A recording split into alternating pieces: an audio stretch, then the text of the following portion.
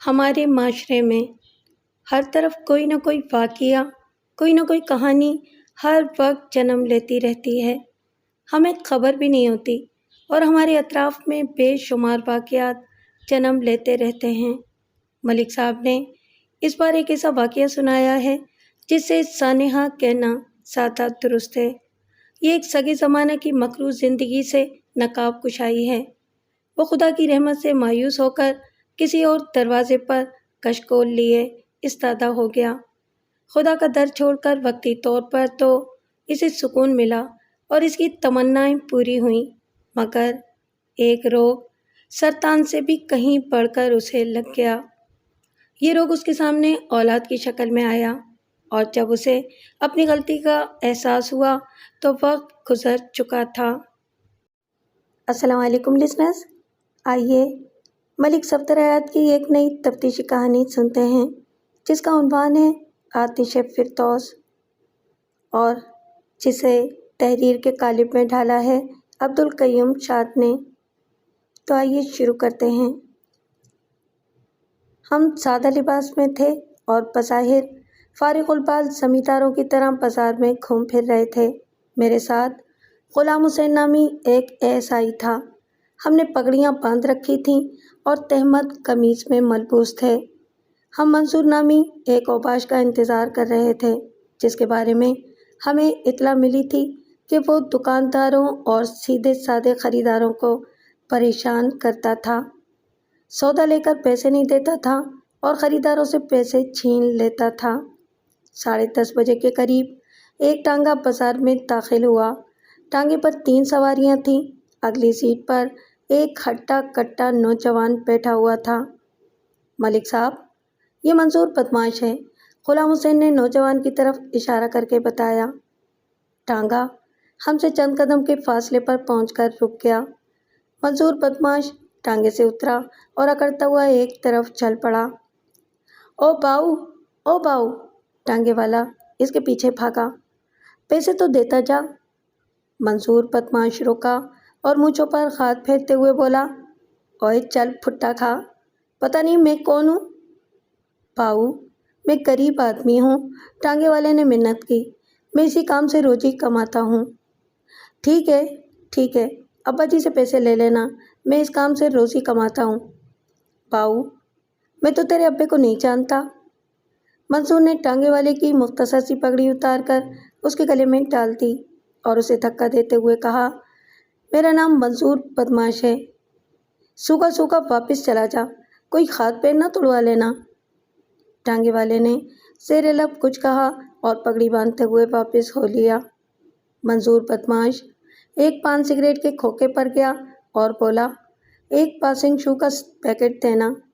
کھوکے والا ایک مسکین سا آدمی تھا۔ اس نے تامل کرتے ہوئے کہا، بھا منظور، او یار، کوئی دوسری دکان دیکھ لے، میرا کاروبار تو پہلے ہی ماٹھا جا رہا ہے۔ منظور بدماش نے ہاتھ بڑھا کر سگریٹ کا ایک پیکٹ اٹھا لیا اور بولا، پیسے ابا سے لے لینا۔ اس نے سگریٹ سلگایا اور دھوئیں کے مرغولے اڑاتا ہوا منیاری کی ایک دکان میں گھس گیا۔ ہم بھی اس دکان میں گھس گئے۔ غلام حسین نے دکاندار سے کوئی اچھا سا سرما دکھانے کے لیے کہا اور ڈب سے نوٹوں کی کٹی نکالی۔ منصور بدماش نے کنکھیوں سے نوٹوں کی طرف دیکھا، پھر دکاندار کی طرف متوجہ ہو گیا۔ چاچا، کوئی معشوق ٹیپ کا ریشمی رومال تو دکھا، اس نے کہا۔ دکاندار نے سرمے کی 2-3 شیشیاں نکال کر ہمارے سامنے رکھی اور منصور سے کہا، پیسے ہیں جیب میں؟ پیسے بہت، منصور نے جیب تھپ تھپائی۔ دکاندار نے تامل کرتے ہوئے ایک ریشمی رومال منصور کو دکھایا اور بولا، 4 روپے کا ہے، قیمت کم نہیں ہوگی۔ منصور نے رومال لے کر مٹھی میں دبایا، بولا، چیز تو چنگی ہے پر قیمت کچھ زیادہ ہے، خیر کوئی اتر شتر بھی دکھا۔ رومال کے پیسے پہلے نکال، پھر ادھر بھی دکھاتا ہوں۔ منظور نے ہماری طرف دیکھا۔ ہم نے کافی نیچی پگڑیاں باندھ رکھی تھیں۔ پیشانی کے علاوہ ہماری آنکھیں بھی تقریباً چھپ گئی تھیں، اس لیے پہچان لیے جانے کا امکان کم ہی تھا۔ اوئے چاچا، ज़्यादा तक्कड़ न कर, मैं इतना भी बदमाश नहीं हूँ, मंजूर ने कहा। तुमने भी इधर रहना है और मैंने भी इधर ही रहना है। और ज़रा जल्दी कर, मैंने अभी लस्सी भी पीनी है। दुकानदार ने एक छोटी सी इत्र की शीशी दिखाई। मंसूर ने ढकना खोलकर शीशी को सूंघा, थोड़ा सा इत्र रुमाल पर और थोड़ा सा कपड़ों पर मला। बोला, खुशबू तो अच्छी है, पर इसको अभी पास ही रख। रुमाल के पैसे अब्बा जी से ले लेना। ओए ओए, खुदा को मान। दुकानदार शोकेस के पीछे से निकलकर इसके पीछे लपका। पैसे तो देता जा। मगर मंजूर बदमाश दुकान से निकलकर एक फल वाले की दुकान पर जा ठहरा। वो बड़ी ख़ास नज़रों से हमारी तरफ देख रहा था। इसका मतलब ये था कि गुलाम हुसैन ने उसे नोटों की जो झलक दिखाई थी वो अपना काम कर गई थी। कोई इस तुख्मे बद को पूछने वाला नहीं है? दुकानदार हमारी तरफ देखते हुए बोला। सरकारी सांड की तरह बाजार में फिरता रहता है, कभी इधर मुँह मार, कभी उधर मुँह मार। जो चीज़ पसंद आई उठाकर जेब में रख ली। ये है कौन? मैंने पूछा।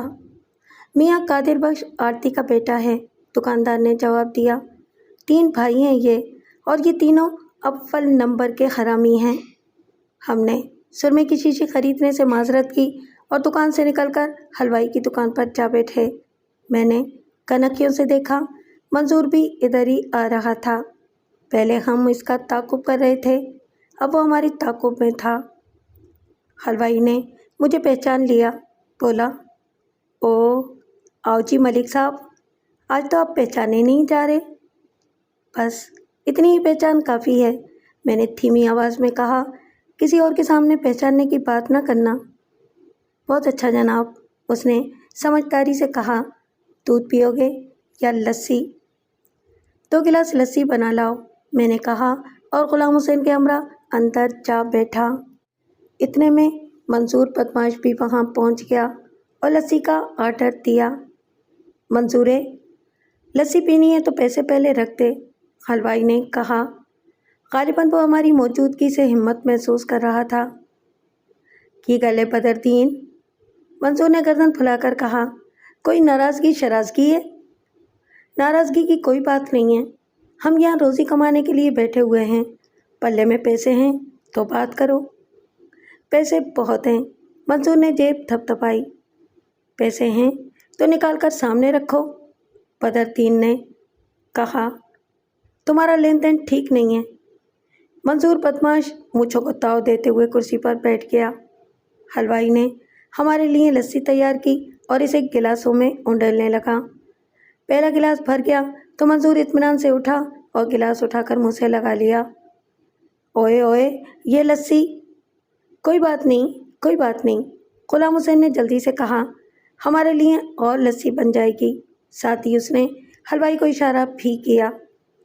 हलवाई समझदार था, वो एएसआई का इशारा समझ गया और एक और लस्सी बनाने लगा। मंसूर बदमाश ने लस्सी के 2 बड़े बड़े घूंट भरे और उठकर खड़ा हो गया। थड़े पर मिठाई के थाल सजे हुए थे। इसने एक लड्डू उठाकर मुंह में रखा और बोला, लड्डू तो बड़े स्वादी हैं, क्या भाव लगाए हैं? बदरदीन ने हमारी तरफ देखा और मंसूर को लड्डुओं का भाव बताया। 1 से लड्डू तोल दे, मंसूर ने कहा, और एक बर्फ़ी का टुकड़ा तोड़कर मुंह में रखा। थोड़ी सी बर्फ़ी भी डाल देना।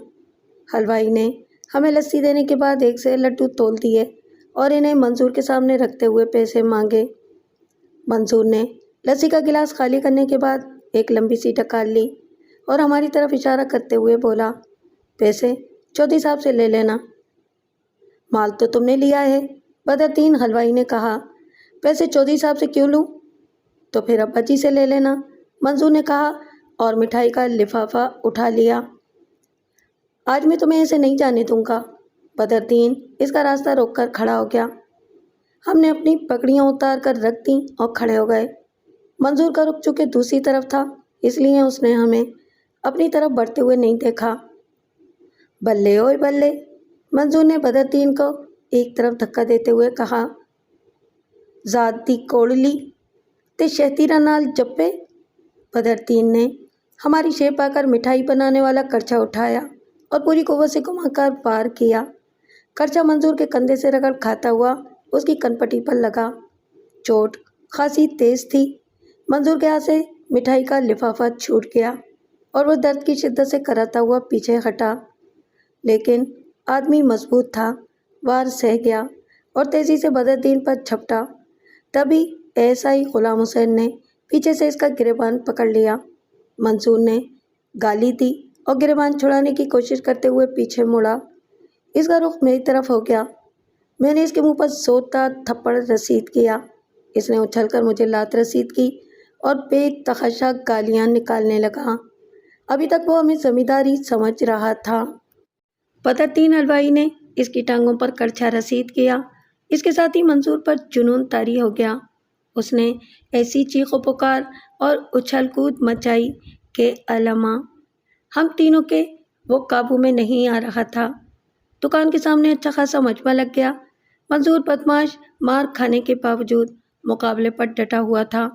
हमारे घूंसों और थप्पड़ों का इस पर कोई असर नहीं हो रहा था और यही वो वेशियाना ताकत थी जो इसे बदमाशी पर उकसाती थी।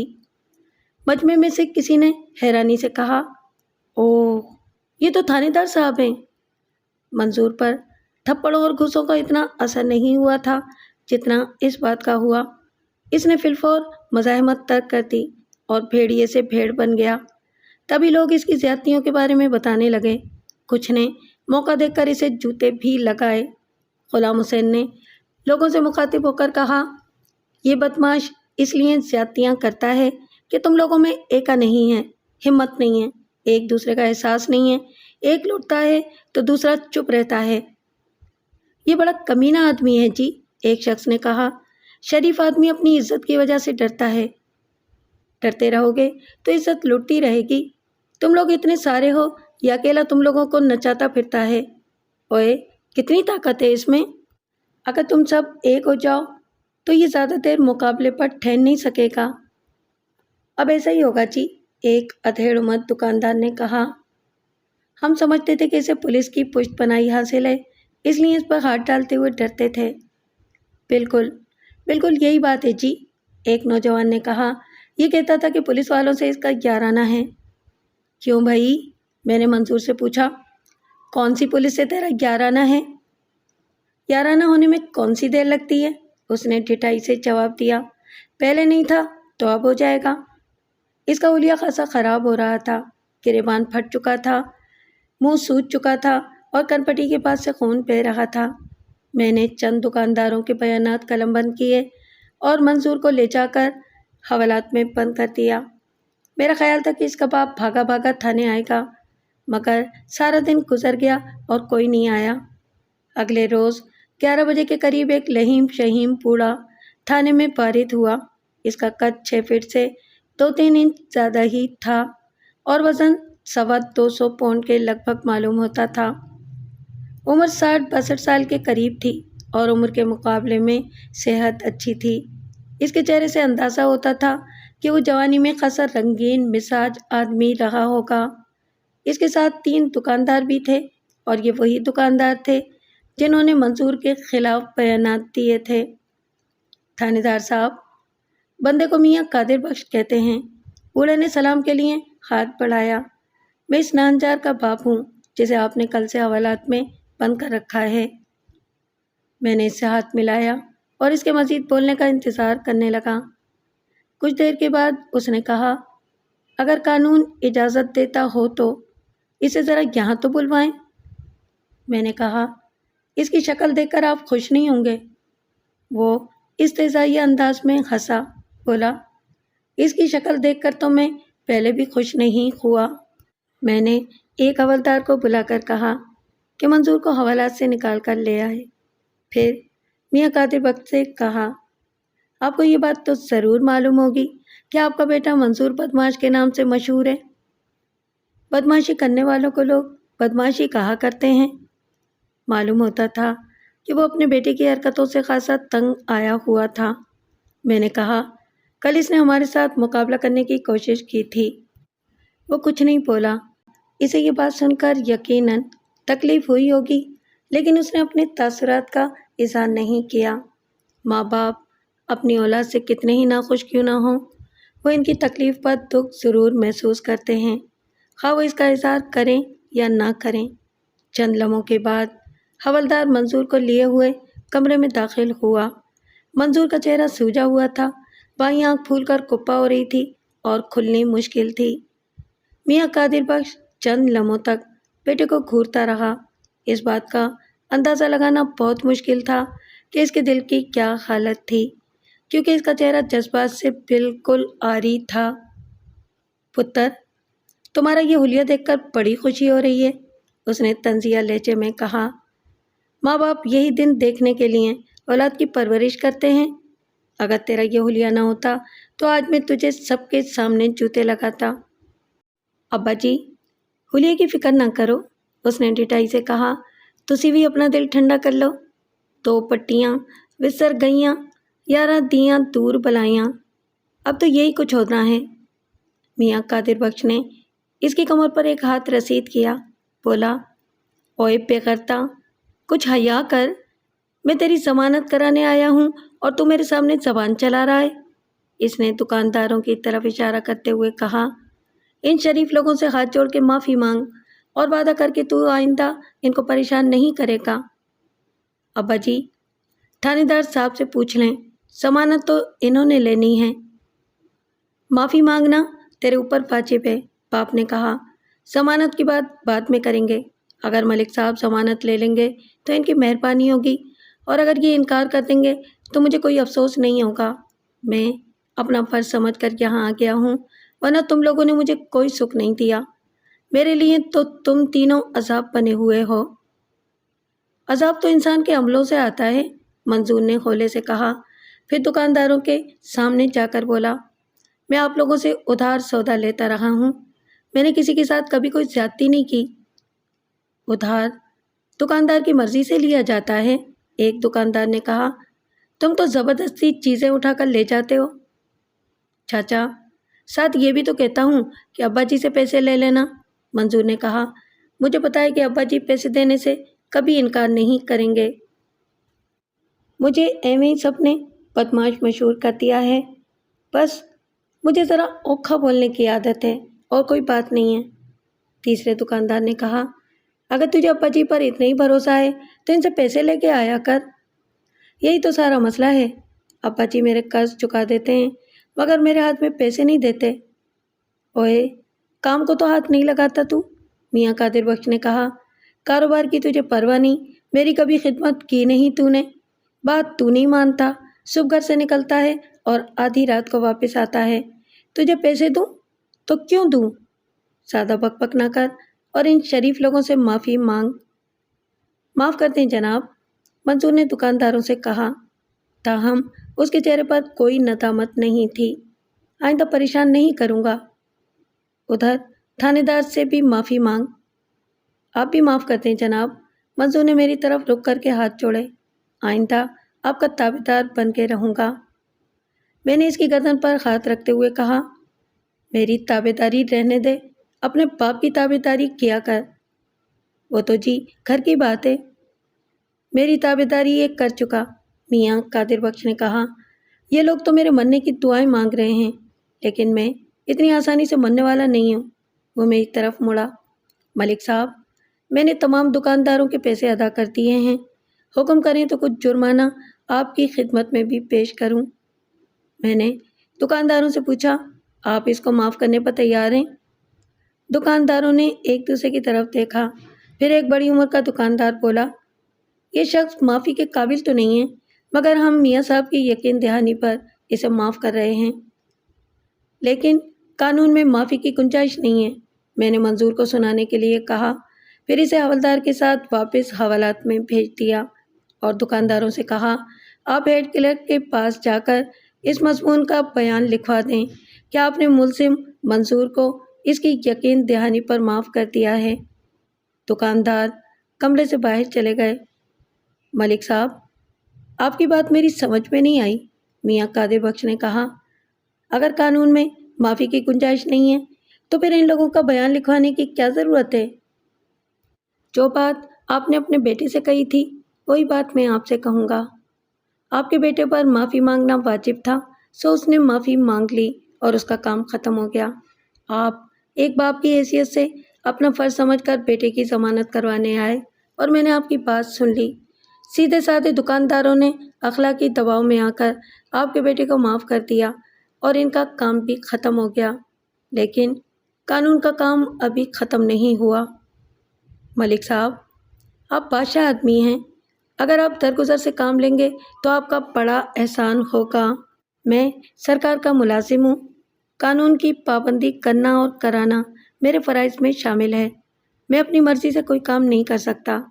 قانون میں کچھ جرم قابل راضی نامہ اور کچھ ناقابل راضی نامہ ہوتے ہیں۔ مجھے یہ دیکھنا پڑے گا کہ منظور کے خلاف کون سی دفعہ لگائی گئی ہے۔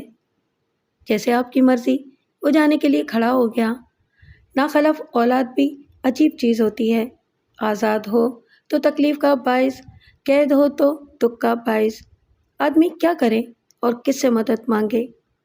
میاں صاحب، اللہ سے مدد مانگیں۔ جی؟ اس نے چونک کر میری طرف دیکھا اور باوجلد کمرے سے نکل گیا۔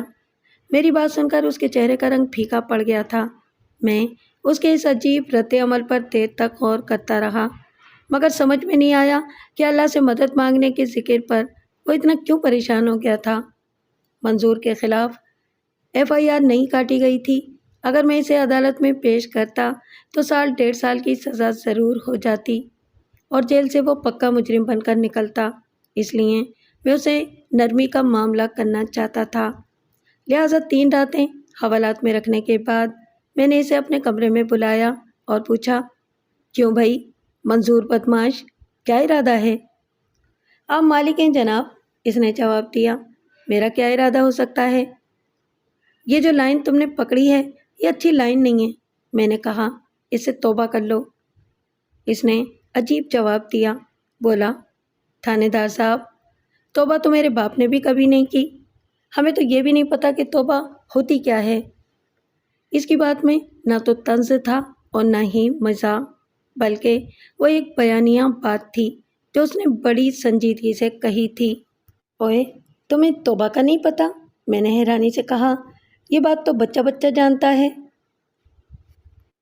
اچھا تو یوں کرو کہ اللہ سے وعدہ کرنا۔ کس سے وعدہ کرنا؟ خدا سے۔ اور کس سے؟ اچھا، اس نے یوں کہا جیسے یہ بڑی عجیب بات ہو۔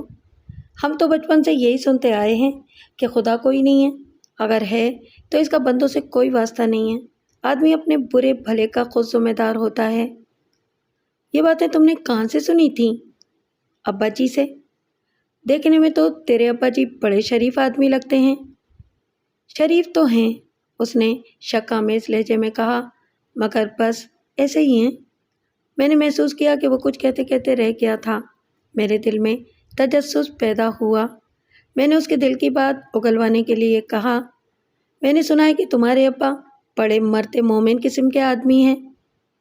وہ استہزائی انداز میں ہنسا، بولا، میرا تو خیال ہے کہ ابا جی مسلمان ہی نہیں ہیں، نہ ان کو نماز آتی ہے، نہ ساری زندگی میں انہوں نے کبھی روزہ رکھا ہے اور نہ ہی قرآن پڑھنا آتا ہے، اور آپ انہیں مرد مومن کہتے ہیں؟ وہ تو خدا کو ہی نہیں جانتے۔ اس کی بات سن کر مجھے زیادہ تعجب نہیں ہوا۔ ہمارے آس پاس اکثر ایسے لوگ نظر آ جاتے ہیں جو بظاہر دیندار نظر آتے ہیں مگر در حقیقت دین کی الف بے بھی نہیں جانتے۔ تو پھر کیا ارادہ ہے تیرا؟ میں نے کہا، آزاد ہونا چاہتے ہو تو توبہ کر لو۔ ٹھیک ہے جی، میں آپ کے حکم پر توبہ کر لیتا ہوں، آئندہ خیال رکھوں گا۔ اس کی شکل بتا رہی تھی کہ وہ اپنے وعدے میں سنجیدہ نہیں تھا، تاہم میں نے اسے رہا کر دیا۔ چند روز بعد 3 افراد اغوا کی ایک رپورٹ درج کروانے تھانے میں آئے۔ ان میں 2 مرد تھے اور 1 عورت۔ ایک بڑی عمر کا مرد تھا جو 40-42 سال کے لگ بھگ معلوم ہوتا تھا۔ اس نے اپنی آنکھوں میں سرما ڈال رکھا تھا جو نمایاں طور پر نظر آ رہا تھا۔ دوسرا مرد جو شلوار قمیض میں ملبوس تھا ایک خوش شکل نوجوان تھا۔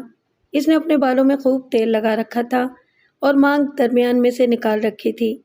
اس کی حرکات و سکنات میں لڑکیوں جیسی نزاکت پائی جاتی تھی۔ عورت کی عمر 37 اور 40 کے درمیان معلوم ہوتی تھی۔ اس کے جوڑے میں گجرا بھی نظر آ رہا تھا۔ میں انہیں دیکھتے ہی سمجھ گیا کہ وہ لوگ اس بازار کے باشندے تھے۔ تھانے دار صاحب، دہائی یہ دہائی، عورت نے کمرے میں قدم رکھتے ہی کہا۔ عورت کی عمر 35 اور 40 سال کے درمیان معلوم ہوتی تھی۔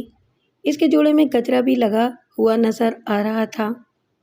میں انہیں دیکھتے ہی سمجھ گیا کہ وہ لوگ اس بازار کے باشندے تھے۔ تھانے دار صاحب، دہائی یہ دہائی، عورت نے کمرے میں قدم رکھتے ہی کہا۔ ساہوکاروں نے ہماری لڑکی اغوا کر لی ہے۔ ہماری چاند جیسی حسین اور معصوم لڑکی کہیں غائب کر دی۔ لڑکی کا نام کیا ہے؟ میں نے پوچھا۔ ستارہ نام ہے جی اس کا، مرد نے کہا۔ بالکل معصوم لڑکی ہے، مشکل سے 13 یا 14 سال کی ہوگی۔ میرے استفسار پر اس نے اپنا نام محمد اعظم، نوجوان کا نام سلامت علی اور عورت کا نام سردارہ بتایا۔ بقول اس کے سردارہ اس کی خالہ زاد بہن اور سلامت علی بھتیجا تھا۔ ستارہ کو سردارہ نے اپنی چھوٹی بہن بتایا۔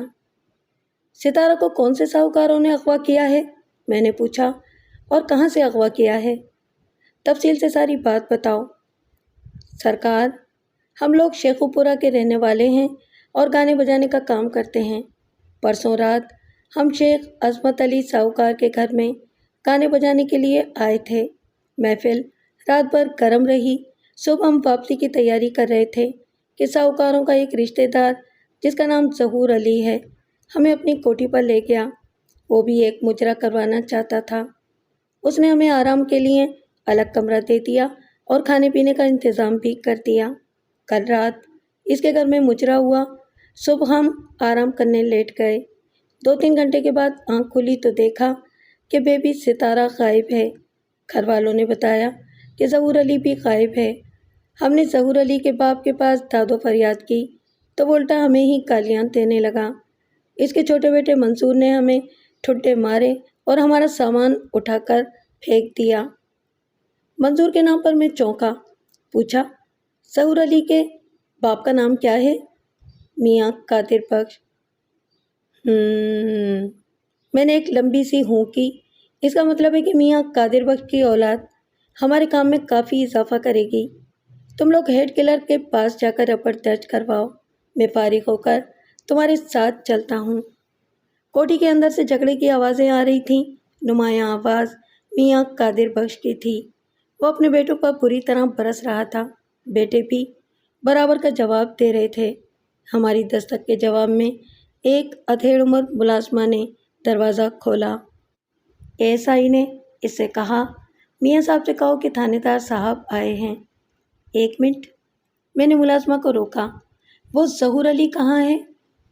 وہ تو گھر میں نہیں ہے جی، میں نے سردارہ کی طرف اشارہ کر کے پوچھا۔ اس کی بہن ستارہ کہاں ہے؟ پتہ نہیں جی، ملازمہ نے جواب دیا۔ صبح کے وقت ان کے ساتھ ہی تھی۔ میں نے ان سب کو ناشتہ دیا تھا۔ بعد میں پتہ نہیں کہاں گئی۔ انہی لوگوں کو پتہ ہوگا۔ ہائے ہائے، 2 ٹکے کی ملازمہ ہو کر کیسے زبان چلاتی ہے؟ سردارہ نے منہ بگاڑ کر کہا۔ ہم کو پتہ ہوتا تو ہم پولیس کے پاس کیوں دھکے کھاتے پھرتے؟ منہ سنبھال کر بات کر، ملازمہ نے برہمی سے کہا۔ میں محنت کر کے روزی کماتی ہوں، تمہاری طرح گلی گلی اپنی عزت نیلام نہیں کرتی۔ زیادہ بک بک کی تو زبان کھینچ لوں گی، سردارہ نے کہا۔ ہم فنکار ہیں، تم سے زیادہ عزت والے لوگ ہیں۔ لوگ ہمیں جھک جھک کر سلامیاں دیتے ہیں۔ تم کیا ہو؟ جھاڑو پونچھا کرنے والی کمین؟ پھر تو بندر بھی فنکار ہوتا ہے، اس کو بھی تو لوگ سلامیاں دیتے ہیں۔ وہ ڈگ ڈگی پر ناچتا ہے، تم لوگ طبلے سارنگی پر ناچتے ہو، پھانڈ میراسی۔ دونوں عورتوں کے درمیان کچھ دیر تک مکالمے بازی ہوتی رہی۔ میں نے انہیں ڈانٹ کر چپ کرایا اور ASI سے کہہ کر سردارہ کو ایک طرف کرا دیا۔ پھر ملازمہ سے پوچھا، یہ اندر جھگڑا کس بات پر ہو رہا ہے؟ یہاں تو جی روزانہ جھگڑا ہوتا ہے، ملازمہ نے دھیمی آواز میں کہا۔ بیٹے آوارہ ہو گئے ہیں، میاں صاحب کی عزت ہی نہیں کرتے، نہ کوئی بات مانتے ہیں۔ میاں صاحب کو ہمارے بارے میں اطلاع دو۔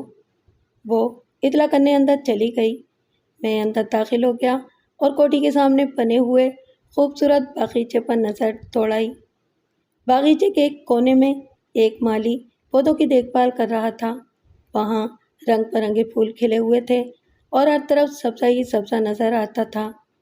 کوٹھی کے پہلوؤں میں لگی ہوئی بیلیں چھت تک چلی گئی تھیں۔ लॉन के करीब चंद आलात موسیقی اور کچھ کپڑے بکھرے پڑے تھے۔ ان میں ایک ہارمونیم، ایک سارنگی اور 2-3 طبلے شامل تھے۔ وہ باغیچہ، وہ کوٹھی، خوبصورتی کے لحاظ سے خوابوں کی تعبیر معلوم ہوتی تھی۔ اگر اندر سے سحر میں ڈوبی ہوئی تلخ آوازیں نہ آ رہی ہوتیں تو میں اسے جنت ارضی سے کم نہ سمجھتا، لیکن وہ تلخ آوازیں بتا رہی تھیں کہ اس مادی خوبصورتی میں سکون نہیں تھا۔ تھوڑی دیر بعد اندر کی آوازیں تھم گئیں اور میاں قادر بخش برآمدے میں نمودار ہوا۔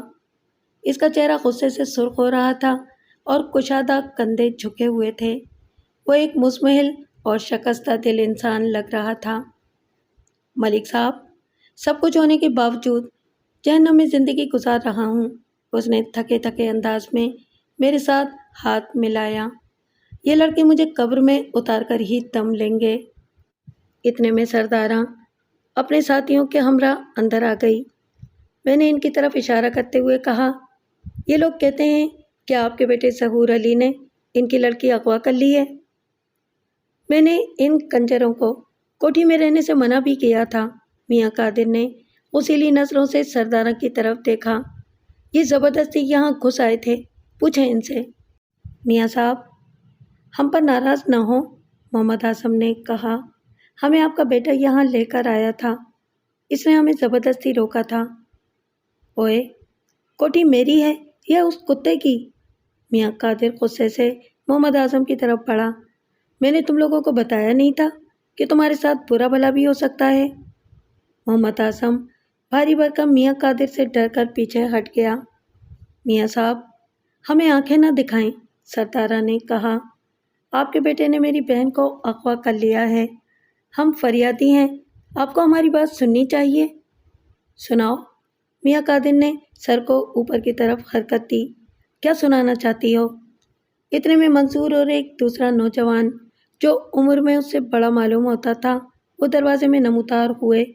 بعد میں معلوم ہوا کہ وہ منصور کا بھائی نصیر علی تھا۔ دونوں کے چہروں پر مجھے استہزائیہ مسکراہٹ نظر آئی۔ میں نے کیا سنانا ہے جی؟ سردارہ نے کہا، مجھے میری بہن ستارہ واپس چاہیے، بس، اور کچھ نہیں چاہیے۔ وہ تو ظہورے کے ساتھ بھاگ گئی ہے۔ وہ بھاگی نہیں ہے جی، ظہورہ اسے اغوا کر کے لے گیا ہے، آپ ہمیں اس کا ٹھکانہ بتا دیں۔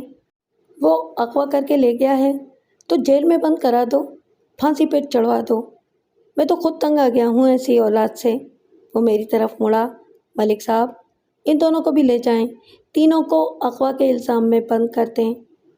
ہاں جی، کر دیں بند، نصیر علی نے کہا، ابا جی کی یہ خوشی بھی پوری کر دیں۔ منصور نے دھیمی آواز میں کہا، ہمیں بند کروا کے ابا جی دوسری شادی کرنا چاہتے ہیں۔ بچو، دوسری شادی تو میں ضرور کروں گا، میاں قادر اس کی طرف مڑا، اور تمہارے سامنے ہی کروں گا، تم لوگوں کو اس جائیداد میں سے 1 پیسہ نہیں دوں گا۔ میں نے اس بحث کو ختم کرتے ہوئے کہا، میاں صاحب، میں وہ کمرہ دیکھنا چاہتا ہوں جس میں ان لوگوں نے رات گزاری تھی۔ اس کمرے میں کچھ نہیں ہے، میاں قادر نے کہا، ان کا سامان وہ باہر پڑا ہے۔ میں صرف یہ اندازہ لگانا چاہتا ہوں کہ لڑکی اغوا ہوئی ہے یا اپنی مرضی سے گئی ہے۔ مرضی سے کیسے جا سکتی ہے؟ سردارہ نے کہا۔ میاں قادر ہمیں ایک بغلی کمرے میں لے گیا۔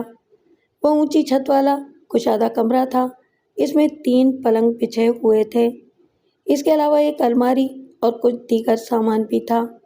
محمد اعظم نے بتایا کہ وہ فرش پر سویا تھا اور باقی 3 افراد پلنگوں پر سوئے تھے۔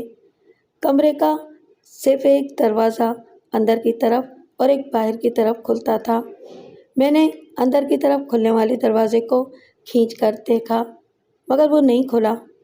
میاں قادر نے بتایا کہ اس نے دروازے کے دوسری طرف سے تالا لگا رکھا تھا تاکہ گانے بجانے والے دوسرے لوگ کمروں میں نہ جا سکیں۔ باتھ روم وغیرہ سین میں بھی تھا۔ میں نے سردارہ سے پوچھا، تم نے ستارہ کو آخری بار کب دیکھا تھا؟ ہم نے فجر کی نماز کے وقت ناشتہ کیا تھا، اس نے جواب دیا۔ اس وقت ستارہ ہمارے ساتھ تھی، ہم ساری رات کے جاگے ہوئے تھے، اس لیے ناشتے کے بعد کچھ دیر آرام کرنے کے لیے لیٹ گئے۔ میری تو لیٹتے ہی آنکھ لگ گئی۔ پھر 10 بجے کے قریب آنکھ کھلی تو دیکھا کہ ستارہ کا بستر خالی ہے۔ میں سمجھی وہ غسل خانے میں گئی ہوگی، لیکن جب کافی دیر ہو گئی اور وہ واپس نہ آئی تو میں نے استاد کو جگایا اور کوٹھی کے دروازے کھٹکھٹانے شروع کیے۔ اس پر میاں صاحب ناراض ہو گئے اور ہمارا سامان اٹھوا کر باہر پھینک دیا۔ میں نے پوچھا، ستارہ کے کپڑے اور زیور کہاں ہیں؟ وہ بولی، زیور تو اس نے پہنے ہوئے تھا، کپڑوں کے 2 فالتو جوڑے تھے، وہ کہیں نظر نہیں آئے، شاید ساتھ لے گئی ہوگی۔ میں نے سخت نظروں سے اسے گھورا۔ ستارہ بی بی، اگر وہ کپڑے ساتھ لے گئی ہے تو اپنی مرضی سے گئی ہے۔ وہ نادان لڑکی ہے، ظہور علی کے ورغلانے میں آ گئی ہوگی۔ تم کیسے جانتی ہو کہ ظہور نے اسے ورغلایا ہوگا؟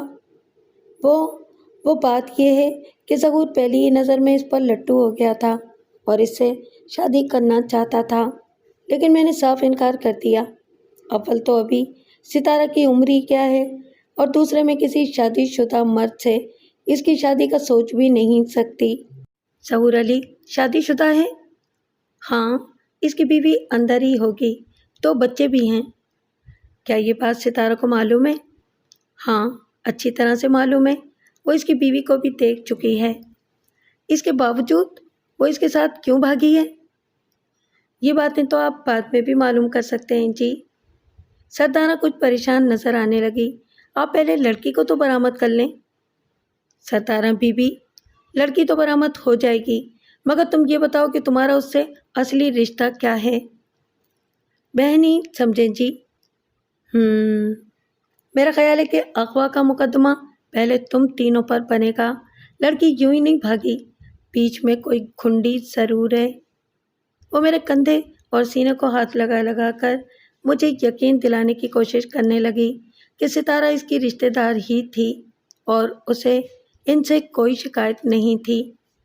میں نے ان تینوں کو لان میں بٹھا دیا اور میاں قادر بخت سے کہا، میرا خیال ہے کہ ستارہ اپنی مرضی سے ظہور کے ساتھ گئی ہے۔ وہ مجھے بازو سے پکڑ کر آراستہ بیٹھک میں لے گیا اور دروازہ بند کرنے کے بعد بولا، ملک صاحب، میں اس اولاد کے ہاتھوں سخت عاجز آ چکا ہوں، میری تھوڑی سی مدد کریں۔ مدد؟ کس قسم کی مدد؟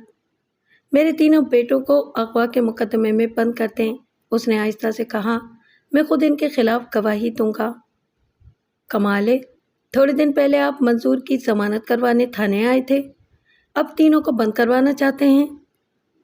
ملک صاحب، میری عمر اس وقت 63 سال ہے۔ 3 سال پہلے میری بیوی فوت ہو گئی تھی۔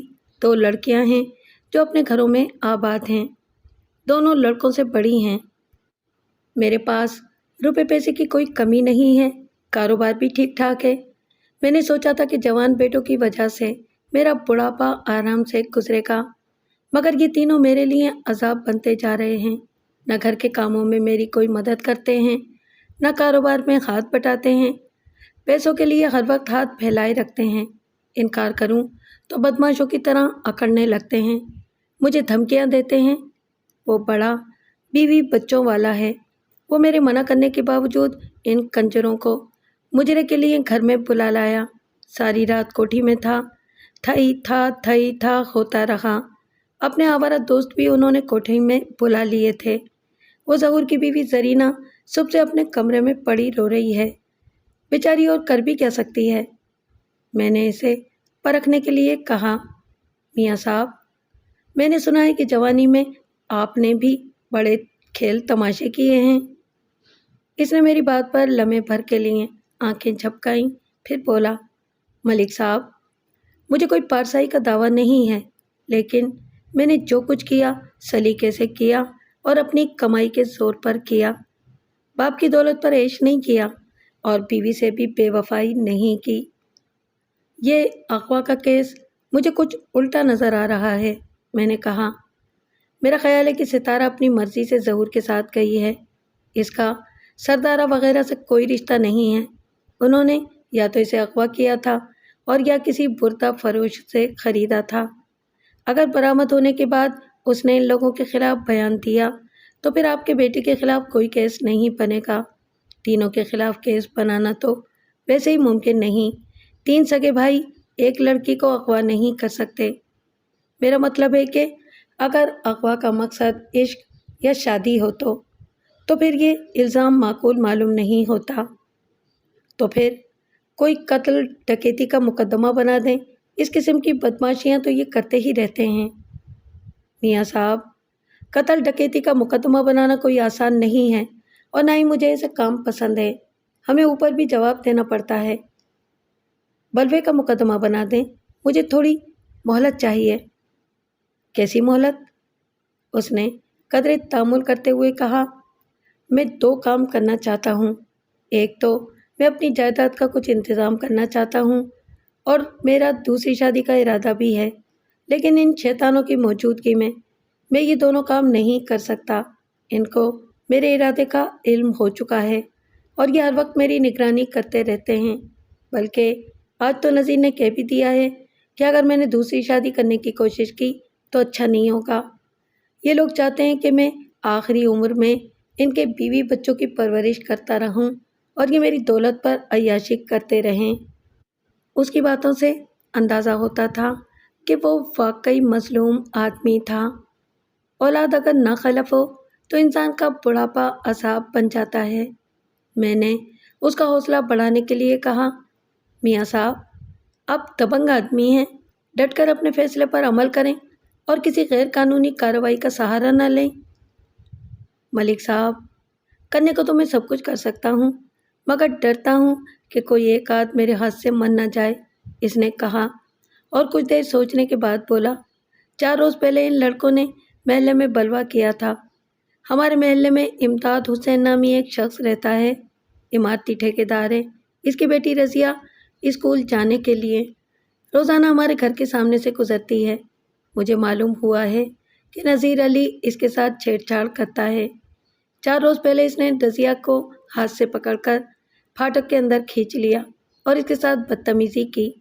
وہ روتی ہوئی واپس گھر گئی اور بھائیوں کو ساری بات بتائی۔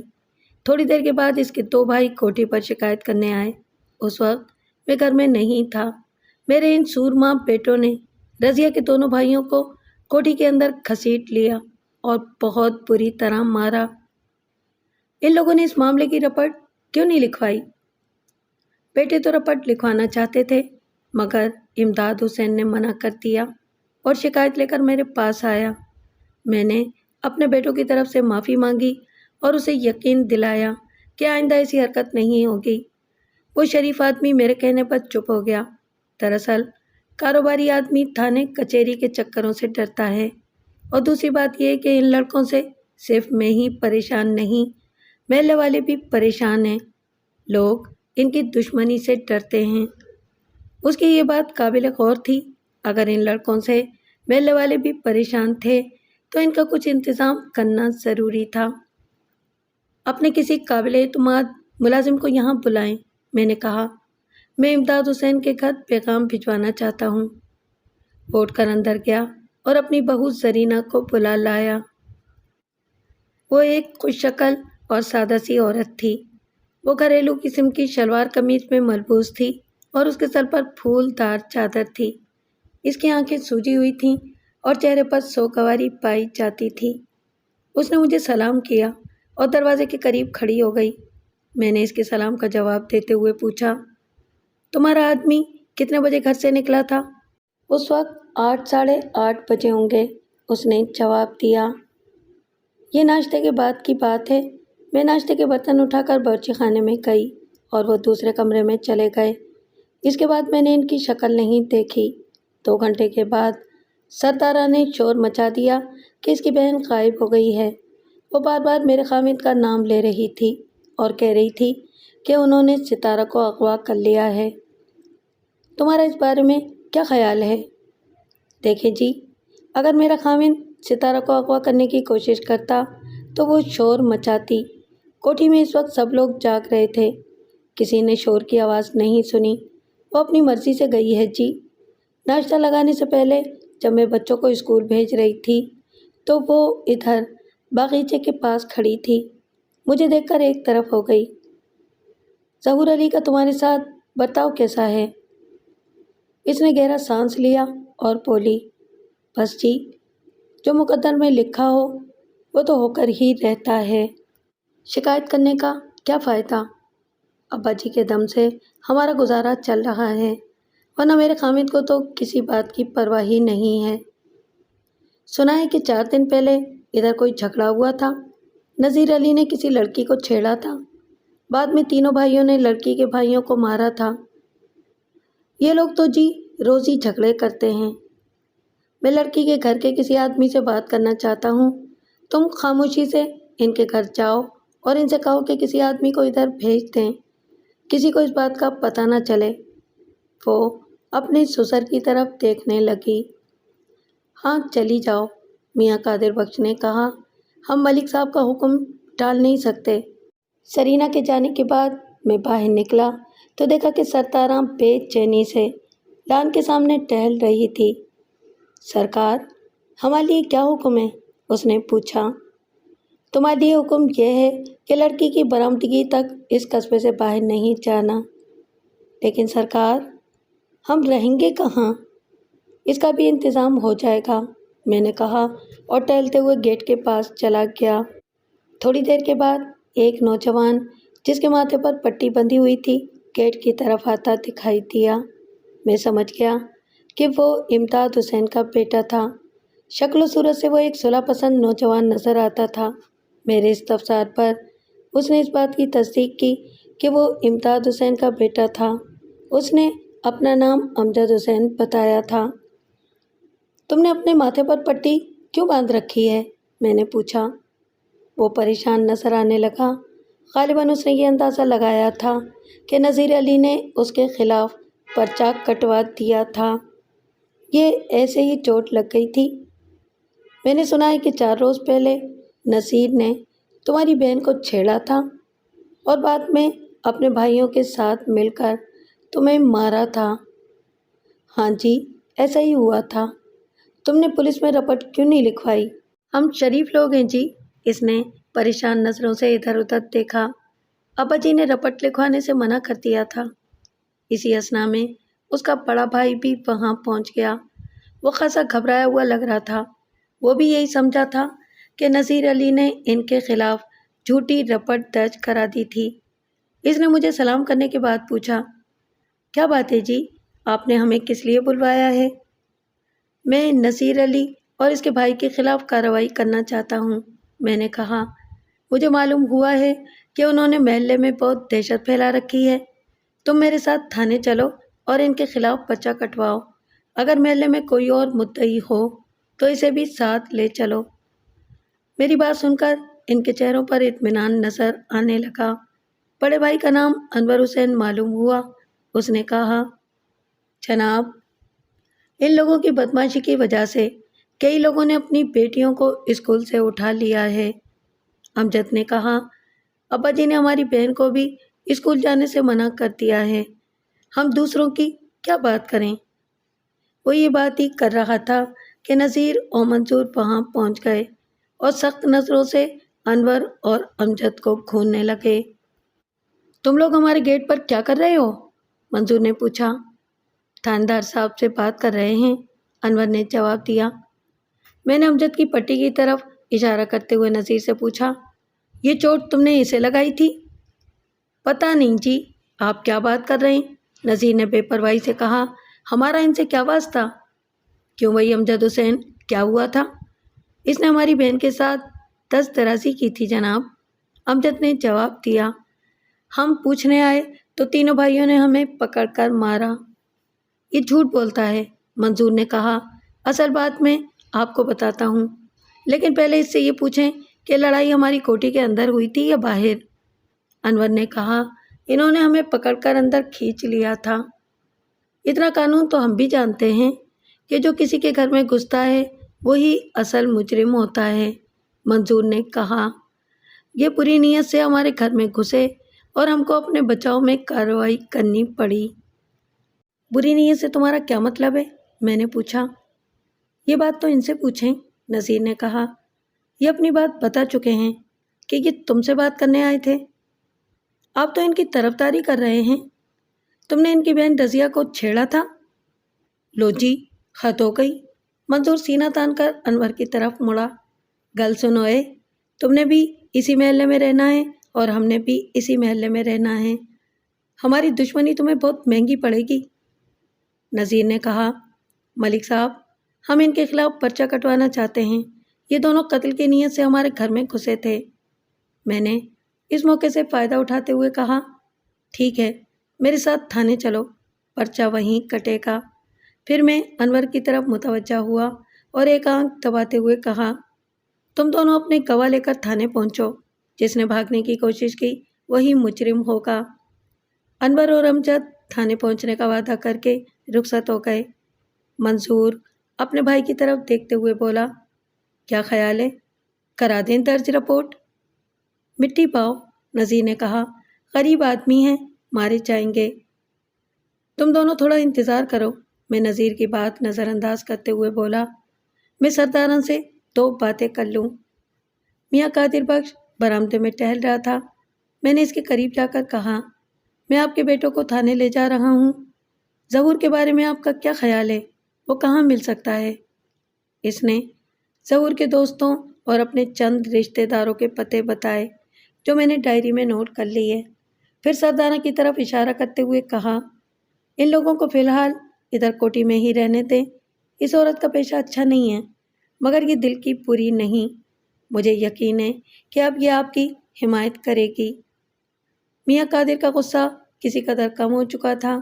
اس نے چند لمحے میری بات پر غور کیا، پھر سردارہ اور اس کے ساتھیوں کو آواز دے کر قریب بلایا۔ ملک صاحب نے تم لوگوں کی سفارش کی ہے، اس نے کہا۔ یہ کہتے ہیں کہ تمہیں حویلی میں رہنے کی اجازت دے دوں۔ میاں صاحب، مجبوری کی بات ہے، اعظم نے کہا۔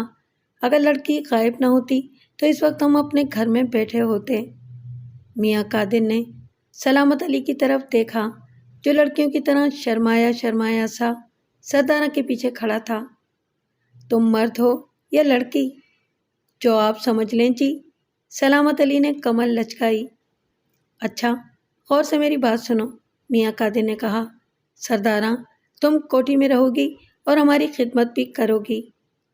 یہ سن کر سردارہ کے چہرے پر رونق آ گئی۔ بولی، موتیاں والی سرکار، ہم تو پیدا ہی خدمت کے لیے ہوئے ہیں۔ آپ کہیں تو ادھر ہی ڈیرا لگا لیتے ہیں۔ ایسی خدمت کروں گی کہ آپ اولاد کی نافرمانی کا سارا غم بھول جائیں گے۔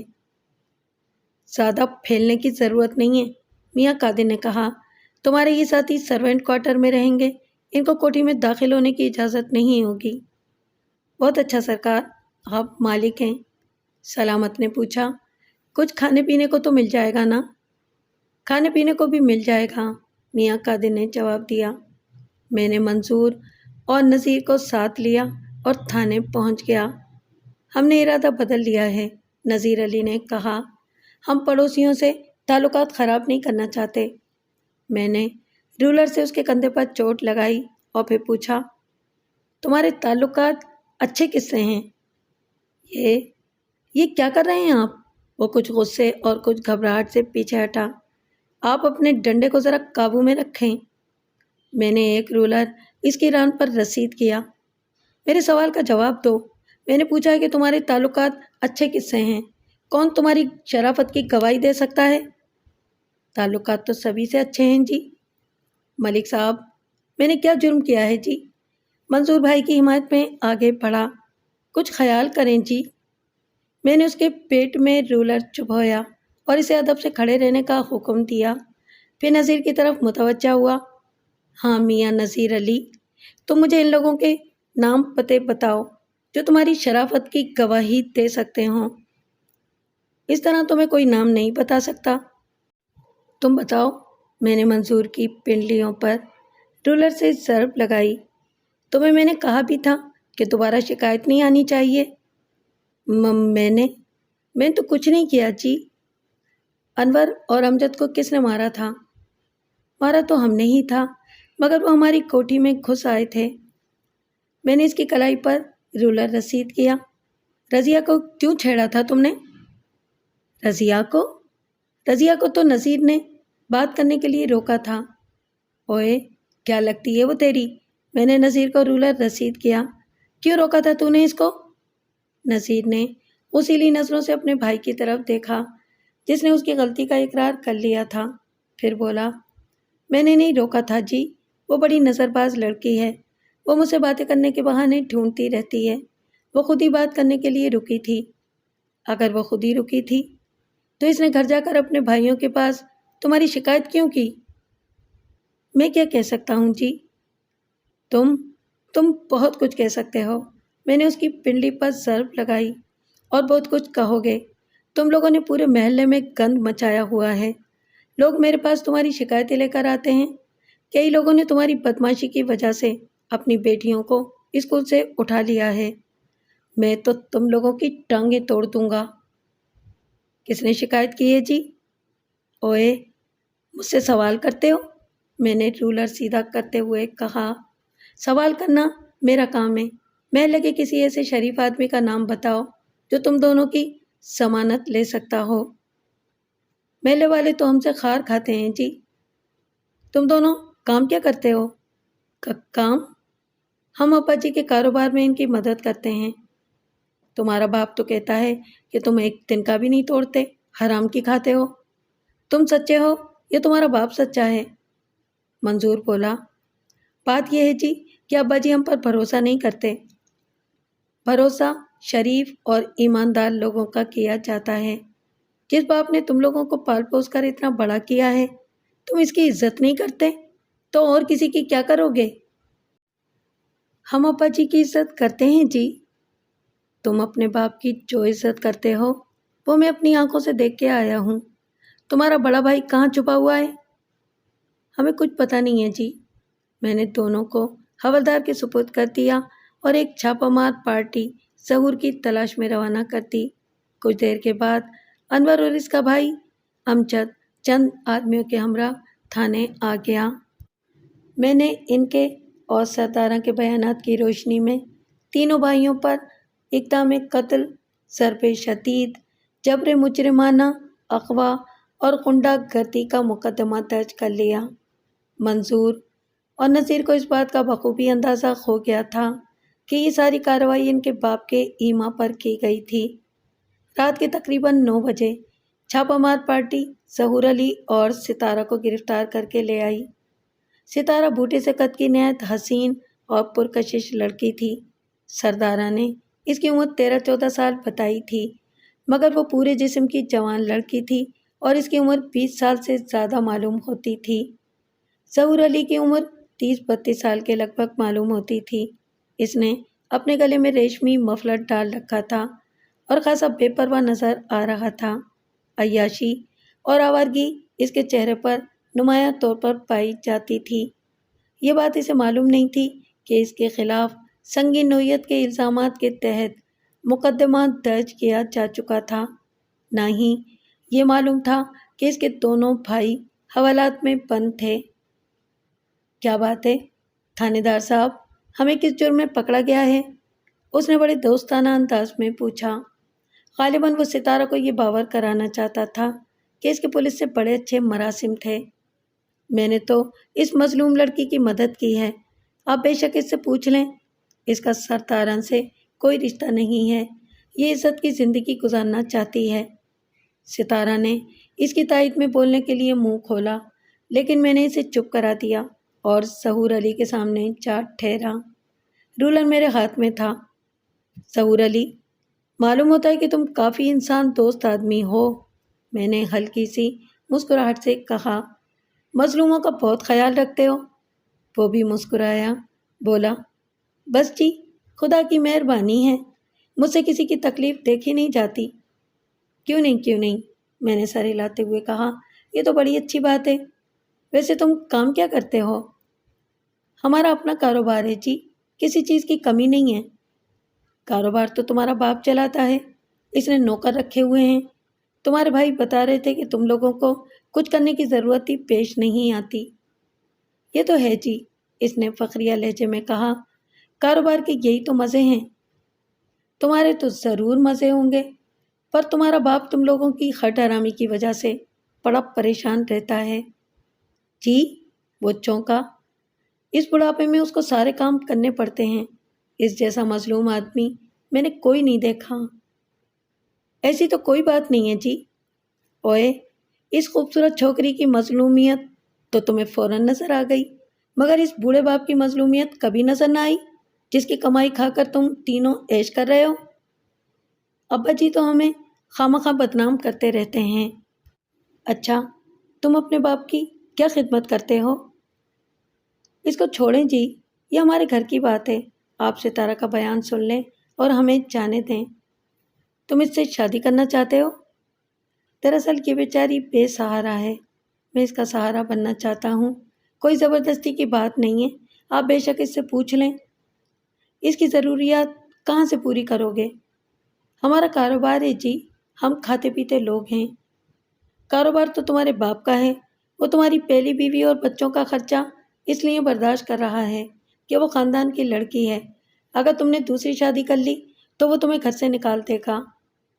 ابا جی ایسا نہیں کر سکتے، اس نے قدرے تیزی سے کہا۔ کیوں نہیں کر سکتے؟ یہ تمہارے باپ کا قانونی حق ہے، وہ قانون کی مدد سے ایسا کر سکتا ہے اور وہ ایسا کرنے کا فیصلہ کر چکا ہے۔ چھوڑیں جی، دیکھا جائے گا، جائیداد کے وارث ہم ہیں۔ ابا جی غصے میں بہت کچھ کہتے رہتے ہیں لیکن وہ کر کچھ نہیں سکتے۔ جوان اولاد کو گھر سے نکالنا اتنا آسان کام نہیں ہے۔ آپ ہمارے ذاتی معاملات کو چھوڑیں اور ہمیں یہاں سے جانے کی اجازت دیں۔ اب تم ادھر ہی رہو گے، تمہارے خلاف اغوا کا مقدمہ لکھا جا چکا ہے۔ ستارہ بالغ اور خود مختار ہے، یہ عدالت کے ذریعے خود مختاری حاصل کر چکی ہے۔ ستارہ، تھانے دار صاحب کو عدالت کا مختار نامہ نکال کر دکھاؤ۔ ستارہ متذبذب نظر آنے لگی۔ اس نے ظہور علی کے متعلق میری زبان سے جو کچھ سنا تھا اسے وہ اتنی آسانی سے نظر انداز نہیں کر سکتی تھی۔ ظہور علی نے اسے بڑے سبز باغ دکھائے تھے اور سب سے بڑی بات یہ تھی کہ اسے عدالت سے خود مختاری مل چکی تھی، اگرچہ یہ خود مختاری اسے ظہور علی کی وجہ سے حاصل ہوئی تھی، لیکن وہ اس کی یعنی ظہور علی کی پابند نہیں تھی۔ یہ بات مجھے بعد میں معلوم ہوئی تھی کہ دونوں فرار ہو کر سب سے پہلے عدالت گئے تھے اور ایک ہوشیار وکیل کی مدد سے خود مختاری حاصل کر لی تھی۔ ظہور علی، اغوا کے علاوہ تم پر دفعہ 308، 325، 365 اور 354 کے تحت بھی مقدمہ درج کیا گیا ہے۔ ان جرائم میں تمہارے بھائی بھی شامل ہیں۔ یہ کیا کہہ رہے ہیں آپ؟ وہ پہلی دفعہ کچھ پریشان نظر آنے لگا۔ ہم نے تو کوئی جرم نہیں کیا۔ 4 روز پہلے تمہارے بھائی نصیر علی نے رضیہ نامی ایک لڑکی کو اس وقت اغوا کرنے کی کوشش کی جب وہ اسکول جا رہی تھی۔ اس کے شور مچانے پر نصیر علی اسے چھوڑنے پر مجبور ہو گیا۔ بعد میں اس کے بھائی امجد حسین اور انور حسین شکایت لے کر تمہاری کوٹھی پر آئے تو تم تینوں بھائیوں نے ان پر قاتلانہ حملہ کر دیا اور انہیں بری طرح زد و کوب کیا۔ وہ بڑی مشکل سے جان بچا کر بھاگے۔ یہ جھوٹ ہے جی، ہم نے کسی کو کچھ نہیں کہا۔ رضیہ کے باپ امداد حسین نے اور کئی دوسرے لوگوں نے تم تینوں کی وجہ سے اپنی بیٹیوں کو اسکول سے اٹھا لیا ہے۔ یہ لوگ تم تینوں کے خلاف رپورٹ درج کرا کے گئے ہیں۔ محلے کے معززین کا کہنا ہے کہ تم نے محلے میں دہشت پھیلا رکھی ہے۔ تمہاری بدمعاشی کی وجہ سے شریف لوگوں کی زندگی عذاب بنی ہوئی ہے۔ اس نے محلے کے شریف لوگوں کو گالی دیتے ہوئے کہا، کس شریف آدمی نے ہمارے خلاف پرچہ کٹوانے کی جرت کی ہے؟ اس کا نام کیا ہے؟ میں نے اس کے الٹے ہاتھ پر رولر سے چوٹ لگائی۔ اپنی زبان کو قابو میں رکھو۔ اس نے حیرت اور غصے سے میری طرف دیکھا اور بولا، تھانے دار صاحب، میں معمولی آدمی نہیں ہوں۔ میں نے ایک ضرب اس کے بازو پر لگائی۔ غنڈے بدماش واقعی معمولی آدمی نہیں ہوتے، لیکن ہم ان کا علاج کرنا خوب جانتے ہیں۔ فکر نہیں کرو، تمہاری ساری بدماشی نکل جائے گی، تمہاری بھی اور تمہارے بھائیوں کی بھی۔ ان دونوں کی بھی میں نے اچھے سے ٹکور کی ہے۔ کیا آپ ان کو تھانے لائے تھے؟ وہ اس وقت بھی تھانے میں ہیں اور حوالات میں بند ہیں۔ جی، حوالات میں بند ہیں؟ بدماشوں کو ہم حوالات میں ہی بند کیا کرتے ہیں۔ یہ آپ نے اچھا نہیں کیا۔ ہمارے ابا جی صاحب حیثیت آدمی ہیں، وہ بڑے آرام سے ہماری ضمانت کروا لیں گے۔ میں نے اسے ایک حوالدار کے سپرد کر کے کمرے سے باہر بھیج دیا اور ستارہ کی طرف متوجہ ہوا۔ ہاں تو ستارہ بی بی، تمہارا کیا معاملہ ہے؟ کچھ نہیں جی، میرا تو کوئی معاملہ نہیں ہے، اس نے گھبرا کر جواب دیا۔ مجھے تو صرف خود مختاری کی ضرورت تھی، وہ مجھے مل گئی ہے، اور کوئی بات نہیں ہے جی۔ یہ شادی کا کیا معاملہ ہے؟ کوئی معاملہ نہیں ہے، شادی کی تو کوئی بات ہی نہیں ہوئی۔ میں ایک بیوی بچوں والے سے کیسے شادی کر سکتی ہوں؟ مجھے امید نہیں تھی کہ وہ اتنی جلدی پلٹ جائے گی۔ ظہور علی کی باتوں پر اس کی خاموشی سے یہ ظاہر ہوتا تھا کہ وہ اس سے شادی کا وعدہ کر چکی تھی، اور یہ بات قرین قیاس بھی تھی، کیونکہ ظہور علی مفت میں کسی حسینہ کی چاکری کرنے والا آدمی نہیں تھا۔ ستارہ بی بی، مجھے ساری کہانی معلوم ہے، میں نے کہا یہ کسی رئیس کی بیٹھک نہیں ہے، تھانہ ہے۔ یہاں جھوٹ بولنے والے پھنس جایا کرتے ہیں، اس لیے سچ بولنے کی کوشش کرو۔ کیا تم نے ظہور علی سے شادی کا وعدہ نہیں کیا تھا؟ اس کا رنگ سفید پڑ گیا۔ بولی، اس وقت مجھے حقیقت معلوم نہیں تھی۔ ظہور نے اپنی جائیداد اور کاروبار کے بارے میں جھوٹ بولا تھا، میں اس کی باتوں میں آ گئی تھی۔ یعنی تم دولت کی وجہ سے اس سے شادی کرنے پر تیار ہو گئی تھی؟ اس نے سر جھکا لیا۔ بولی، عورت کو تحفظ کی ضرورت ہوتی ہے۔ اب تمہارا کیا ارادہ ہے؟ میں عزت کی زندگی گزارنا چاہتی ہوں، یہ گانے بجانے کا کام مجھے پسند نہیں ہے۔ سرداراں تمہاری کیا لگتی ہے؟ وہ کہتی ہے کہ میں اس کی بہن ہوں، لیکن مجھے یقین نہیں ہے۔ کیوں؟ تمہیں یقین کیوں نہیں ہے؟ میں بچپن سے سرداراں کے پاس رہ رہی ہوں۔ میرا مطلب ہے کہ جب سے میں نے ہوش سنبھالا ہے، خود کو انہی لوگوں کے درمیان پایا ہے، لیکن مجھے محسوس ہوتا ہے کہ میں ان لوگوں میں سے نہیں ہوں۔ کبھی کبھی میرے ذہن میں، میرے خیالوں میں ایک چھوٹے سے گھر کا خاکہ ابھرنے لگتا ہے، ایک ایسے گھر کا خاکہ جس میں 3-4 بچے، ایک مہربان سی عورت اور ایک اچھا سا آدمی رہتا تھا۔ وہ میرے ماں باپ تھے۔ ہو سکتا ہے کہ ان لوگوں نے تمہیں بچپن میں اغوا کر لیا ہو۔ کبھی کبھی مجھے بھی یہی خیال آتا ہے، لیکن میرے پاس اس کا کوئی ثبوت نہیں ہے، اور میرا خیال ہے کہ ستارہ بھی میرا اصل نام نہیں ہے۔ کیا سردارہ کے ماں باپ زندہ ہیں؟ ہاں، زندہ ہیں۔ ماں تو ساتھ ہی رہتی ہے، مگر باپ کہیں اور رہتا ہے، دونوں میں علیحدگی ہو چکی ہے۔ کم از کم مجھے تو یہی بتایا گیا ہے۔ ان لوگوں کا تمہارے ساتھ سلوک کیسا ہے؟ سلوک تو برا نہیں ہے، مگر میں اپنی مرضی نہیں کر سکتی، اکیلی کہیں نہیں جا سکتی، کسی سے مل نہیں سکتی۔ میرا ڈانس دیکھنے والے بہت سے لوگ مجھ سے علیحدگی میں ملنا چاہتے ہیں، مگر سرداراں اجازت نہیں دیتی، کہتی ہے کہ ہم شریف لوگ ہیں، ڈانس اور گانا بجانا ہمارا پیشہ ہے، مگر ہم کسبی نہیں ہیں، جسم فروشی نہیں کرتے۔ لیکن میں سمجھتی ہوں کہ ڈانس بھی ایک طرح کی جسم فروشی ہے، اسی لیے میں اس کام سے چھٹکارا پانا چاہتی ہوں۔ مجھے اس کی بات پسند آئی۔ اس نے اپنی کمزوری کو خوبصورت لفظوں میں چھپانے کی کوشش نہیں کی تھی۔ وہ شریف ماں باپ کی بیٹی معلوم ہوتی تھی۔ میں نے دلچسپی لیتے ہوئے پوچھا، ڈانس کرنا جسم فروشی کیسے ہوا؟ یہ تو ایک فن ہے۔ ملک صاحب، میرا استاد جس نے مجھے ڈانس سکھایا ہے میرے ساتھ آیا ہوا ہے، استاد اعظم اس کا نام ہے۔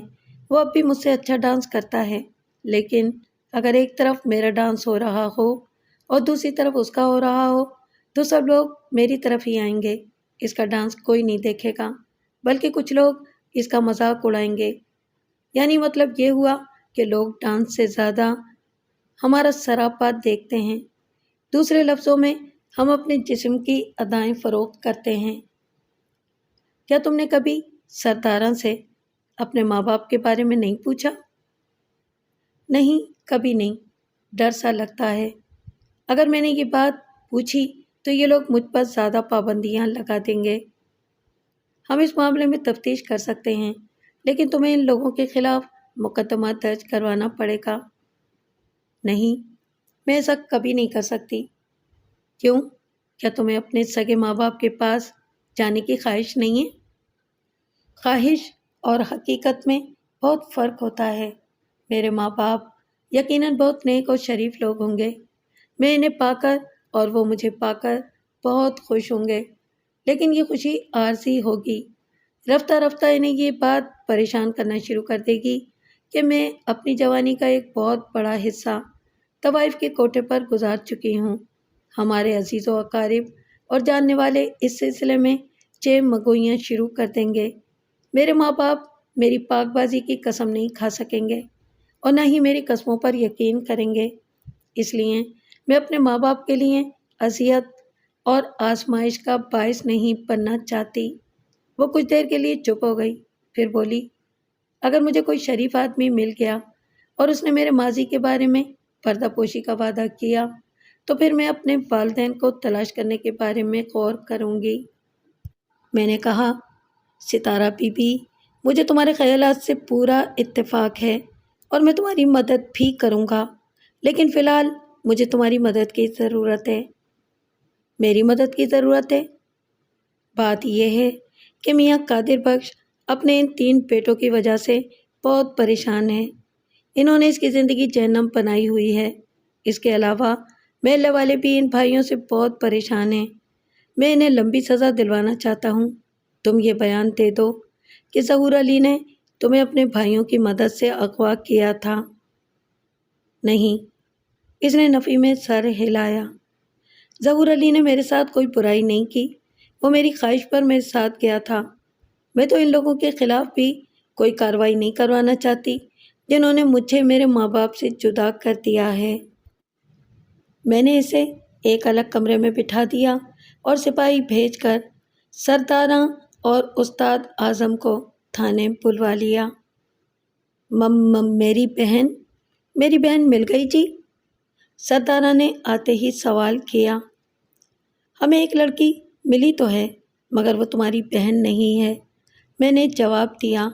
تم نے اپنی بہن کی عمر 13-14 سال اور نام ستارہ بتایا تھا، مگر ہمیں جو لڑکی ملی ہے اس کی عمر 20 سال کے قریب ہے اور وہ کہتی ہے کہ اس کا نام ستارہ نہیں ہے۔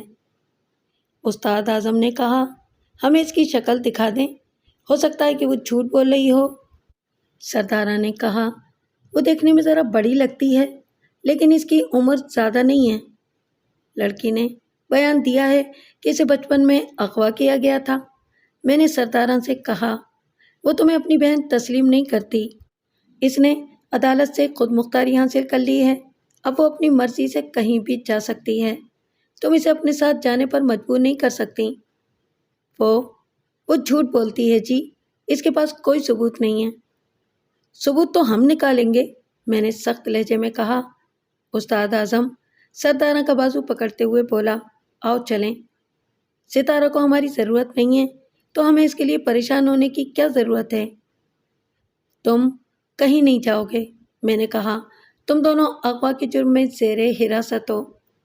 چھی، سردارہ نے پریشانی سے کہا، ہم نے کوئی جرم نہیں کیا جی، آپ ستارہ کو ہمارے سامنے تو لائیں۔ جب ضرورت ہوگی سامنے بھی لے آئیں گے، میں نے کہا، پھر نائٹ ڈیوٹی پر متعین حوالدار کو بلا کر کہا، ان دونوں کے لیے منجی بسترے کا انتظام کرو، یہ ہمارے مہمان ہیں۔ سردارہ واویلا کرنے لگی، لیکن میں نے اس کے شور کو نظر انداز کر دیا۔ سلامت علی ان کے ساتھ ہی آیا تھا اور تھانے کے باہر رک گیا تھا۔ جب اسے پتہ چلا کہ دونوں کو گرفتار کر لیا گیا ہے تو وہ چپ چاپ وہاں سے کھسک گیا۔ میں ستارہ کو ساتھ لے کر میاں قادر بخش کی کوٹھی پر پہنچ گیا اور اسے ساری کہانی سنانے کے بعد کہا، اس لڑکی کو 2-4 روز کے لیے اپنی کوٹھی میں رکھ لیں۔ ملک صاحب، مجھے اس معاملے میں چکر ہی چکر نظر آتا ہے، میاں قادر نے کہا، ایسا نہ ہو کہ میں کسی نئی مصیبت میں پھنس جاؤں۔ آپ فکر نہ کریں، صرف 2-4 دن کی بات ہے۔ میاں قادر نے ستارہ سے پوچھا، کیا تمہیں پکا یقین ہے کہ سردارہ نے تمہیں اغوا کیا تھا؟ میں نے ایسی کوئی بات نہیں کہی، ستارہ نے جواب دیا۔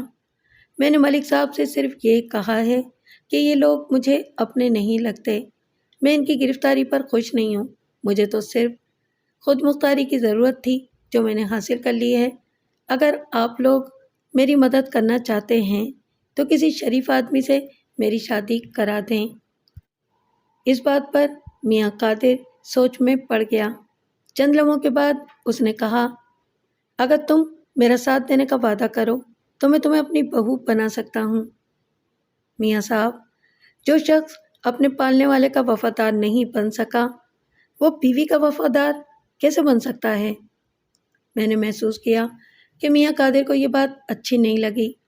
اس نے تیوری چڑھاتے ہوئے پوچھا، تمہارا مطلب کیا ہے؟ میں نے سنا ہے کہ آپ اپنے بیٹوں سے خوش نہیں۔ شاید تم نے یہ نہیں سنا ہوگا کہ بعض بیویاں بگڑے ہوئے مردوں کو سیدھا کر دیا کرتی ہیں، میاں قادر نے برہمی سے کہا۔ خیر چھوڑو اس بات کو، میں ملک صاحب کی سفارش پر تمہیں 2-4 دن کے لیے کوٹھی میں رہنے کی اجازت دے رہا ہوں۔ اگر تمہارے ساتھ کوئی برا بھلا ہو گیا تو میری ذمہ داری نہیں ہوگی۔ میاں صاحب، شاید آپ میری بات کا برا مان گئے ہیں، ستارہ نے کہا۔ شاید میرے منہ سے کوئی غلط بات نکل گئی ہے۔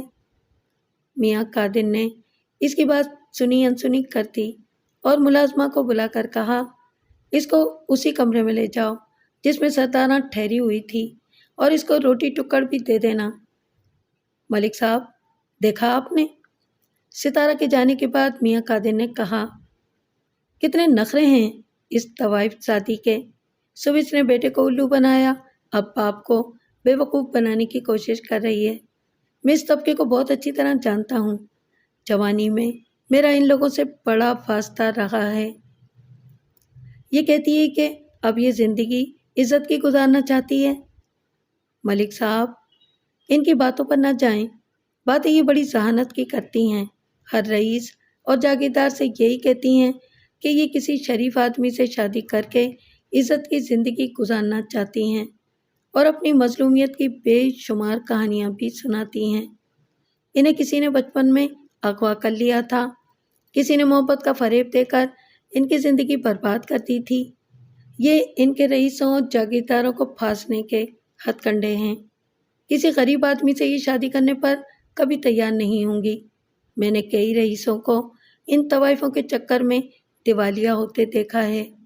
آپ تجربہ کر کے دیکھ لیں، کسی غریب کلرک کو پکڑ کر لے آئیں اور ستارہ سے کہیں کہ اس سے شادی کر لے، یہ کبھی ہاں نہیں کرے گی، صاف انکار کر دے گی۔ لیکن میرے جیسے دولت مند بڈھے سے فوراً شادی پر راضی ہو جائے گی۔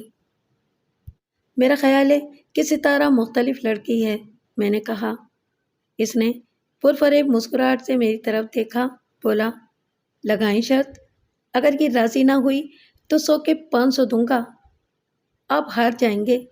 اس نے ہاتھ پھیلایا، بولا، میرے ہارنے کی فکر نہ کریں، 100 کے 500 کمائیں، نکالیں 100 کا پتہ۔ میں نے پوچھا، فیصلہ کب تک ہوگا؟ کل صبح 10 بجے تک، اس نے جواب دیا۔ اس وقت میری جیب میں 100 روپے نہیں تھے۔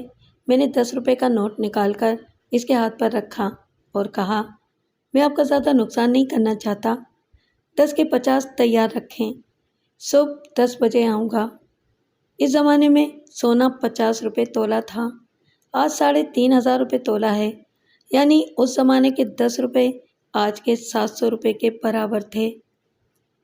اگلی صبح میں ستارہ سے پوچھ گچھ کرنا چاہتا تھا، مگر باوجہ تجسس میاں قادر بخش کی کوٹھی پر پہنچ گیا۔ اس نے بڑی آسودہ سی مسکراہٹ سے میرا استقبال کیا، مجھے بیٹھک میں بٹھایا اور ستارہ کو بلا لایا۔ ستارہ کے ہاتھ میں ایک تشتری تھی جو کپڑے سے ڈھکی ہوئی تھی۔ وہ شرمائی سی تھی اور مجھ سے نظریں چرانے کی کوشش کر رہی تھی۔ اس کی یہ ادا دیکھ کر میں بہت کچھ سمجھ گیا، یہ بھی سمجھ گیا کہ میرے 10 روپے گئے۔ ستارہ نے تشتری میرے سامنے رکھ دی اور پرے ہو کر بیٹھ گئی۔ میں نے کپڑا ہٹایا تو دیکھا کہ اس میں مٹھائی تھی۔ یہ مٹھائی کس خوشی میں ہے؟ میں نے بے دلی سے پوچھا، حالانکہ ساری بات واضح تھی۔ مجھے 10 روپے کے نقصان سے زیادہ شرط ہارنے کا افسوس تھا۔ وہ لڑکی اپنی خوبصورتی اور معصومیت سے مجھے بے وقوف بنانے میں کامیاب ہو گئی تھی۔ ستارہ، تم بتاؤ کہ یہ مٹھائی کس خوشی میں لائی گئی ہے؟ میاں قادر نے کہا۔ ستارہ نے جھکی جھکی پلکوں سے کہا، میاں صاحب نے میرا سہارا بننے کا وعدہ کیا ہے۔ بجھارتے کیوں ڈال رہی ہو؟ میاں قادر نے کہا، کھل کر کہو کہ ہم نے شادی کرنے کا فیصلہ کر لیا ہے۔ جی ہاں، ستارہ نے ہولے سے کہا۔ میں حیرت سے اس معصوم لڑکی کو گھورنے لگا۔ اس کی اور میاں قادر کی عمر میں کم سے کم 40 سال کا فرق تھا۔ میاں قادر نے اسے اندر بھیج دیا اور مجھ سے کہا، کیوں ملک صاحب، میں نے کیا کہا تھا؟ آپ واقعی تجربے کار ہیں، میں نے کہا۔ یہ اغوا اور شرافت اور عزت کی زندگی سب فریب دینے والی باتیں ہیں۔ یہ لڑکی ظاہر میں بھی طوائف ہے اور باطن میں بھی طوائف ہے۔ اس نے لفظ باطن پر خاص زور دیا تھا۔ خیر، جو کچھ بھی ہے، میں نے کہا، آپ شادی سے پہلے اچھی طرح سوچ سمجھ لیں، یا آپ کے بیٹے سے بھی شادی کا وعدہ کر چکی ہے۔ سوچنے کی کیا ضرورت ہے؟ اس نے ہنس کر کہا، یہ تو محض ایک کھیل ہے۔ میں ان طوائفوں کو اچھی طرح جانتا ہوں۔ یہ بیوی میری ہوگی اور عشق میرے بیٹوں سے لڑائے گی۔ جو کام میں نے جوانی میں نہیں کیا وہ بڑھاپے میں کیسے کر سکتا ہوں؟ میں نے شک آمیز نظروں سے اسے گھورا۔ کہیں آپ کے اس کھیل میں ستارہ تو شامل نہیں ہے؟ ہرگز نہیں، میں کھرا جواری ہوں، ایمانداری سے جوا کھیلتا ہوں۔ جب اسے پتہ چلے گا کہ آپ نے اس کے ساتھ کھیل کھیلا تھا تو اسے بہت دکھ ہوگا۔ ہاں، دکھ تو ضرور ہوگا، لیکن اتنا ہی دکھ ہوگا جتنا کسی جواری کو جوئے میں ہارنے کا ہوتا ہے۔ لیکن میں چند روز تک یہ کھیل جاری رکھوں گا۔ ہو سکتا ہے کہ اس دوران میں مجھے کوئی سنجیدہ کھلاڑی مل جائے، کوئی پیسے والا بوڑھا کھلاڑی جو لمبی بازی لگانے پر تیار ہو جائے۔ میں حیرانی سے اس بوڑھے ساہوکار کی باتیں سن رہا تھا اور سوچ رہا تھا کہ اس کے بیٹوں نے یوں ہی آوارگی کا راستہ اختیار نہیں کیا تھا۔ یہ چیز ان کو ورثے میں ملی تھی۔ میں جانے لگا تو میاں قادر نے کہا، میرے بیٹوں کا کیا حال ہے؟ حوالات میں بند ہیں۔ اس نے کچھ پیسے نکال کر مجھے دیے، بولا، ان کو ابھی اندر ہی رکھیں اور کھانا پینا اچھا دے دیا کریں۔ تھانے پہنچ کر میں نے سرتارہ اور اعظم کو اپنے کمرے میں بلا لیا۔ ان کے چہرے بتا رہے تھے کہ ان کو اچھی طرح نیند نہیں آئی تھی۔ رات کیسی گزری سردارہ بی بی؟ میں نے پوچھا۔ بہت خراب، اس نے جواب دیا۔ رات کو کسی نے ہمیں کھانا نہیں دیا۔ صبح ہم نے ڈبل پیسے خرچ کر کے ناشتہ منگوایا۔ تھانے میں ایسا ہی ہوتا ہے، میں نے کہا۔ ستارہ کے بارے میں کچھ یاد آیا؟ سرکار، یاد تو وہ بات آتی ہے جو بھول گئی ہو۔ ستارہ کو میں نے گود میں کھلایا ہے۔ مجھے اس سے ایسی بے وفائی کی امید نہیں تھی۔ اس سے ذرا ہمارے سامنے تو لائیں۔ اگر میں میاں قادر بخش کی کوٹھی میں ستارہ کا نیا روپ نہ دیکھ چکا ہوتا تو ذرا سختی سے جواب طلبی کرتا، لیکن اب سختی کرنے کا کوئی فائدہ نہیں تھا۔ ستارہ میاں قادر بخش کی کوٹھی پر ہے، میں نے کہا۔ میاں قادر بخش سے وہ شادی کرنا چاہتی ہے۔ دونوں نے آنکھیں پھیلا کر ایک دوسرے کی طرف دیکھا۔ کل تک اسے میاں قادر علی کا بیٹا ظہور علی پسند تھا، وہ اس سے شادی کرنا چاہتی تھی۔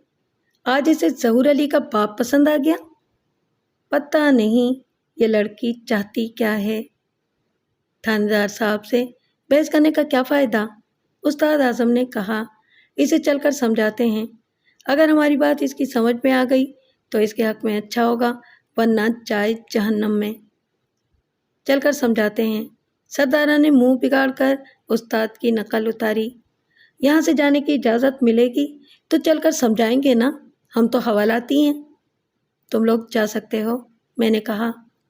اچھا جی، سردارہ کے چہرے پر رونق آ گئی۔ وہ دونوں اٹھ کر دروازے کی طرف بڑھے۔ آپ کا بہت بہت شکریہ جی۔ وہ جناب، میرا بھتیجا سلامت علی کہاں ہے؟ استاد اعظم نے پوچھا۔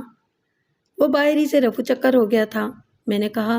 اور سنو، میاں قادر بخش کی کوٹھی پر زیادہ دیر نہ رکنا، جلدی رخصت ہو جانا۔ وہ افراتفری کے عالم میں کمرے سے نکل گئے۔ میرا خیال ہے کہ انہوں نے میری بات سنی نہیں تھی۔ تقریباً 10 روز بعد ظہور علی اور اس کے بھائیوں کی ضمانت منظور ہو گئی، لیکن اس سے صرف 12 گھنٹے پہلے یعنی رات کے 10 بجے مجھے اطلاع ملی کہ میاں قادر بخش کی حویلی میں ایک عورت قتل ہو گئی ہے۔ میں اس وقت اپنے گھر میں تھا اور سونے کی تیاری کر رہا تھا۔ میں نے دوبارہ وردی پہنی اور میاں قادر بخش کی حویلی کی طرف روانہ ہو گیا۔ اطلاع پہنچانے والا ایک سپاہی تھا۔ اسے یہ معلوم نہیں تھا کہ قتل ہونے والی عورت کون تھی۔ ستارہ کے بارے میں میری اطلاع یہ تھی کہ وہ ابھی حویلی ہی میں تھی۔ سرداراں اور استاد اعظم کے بارے میں سنا تھا کہ وہ واپس چلے گئے تھے۔ ایسی صورت میں حویلی میں 2 ہی عورتیں رہ جاتی تھیں، یعنی ستارہ اور ظہور علی کی بیوی سرینا۔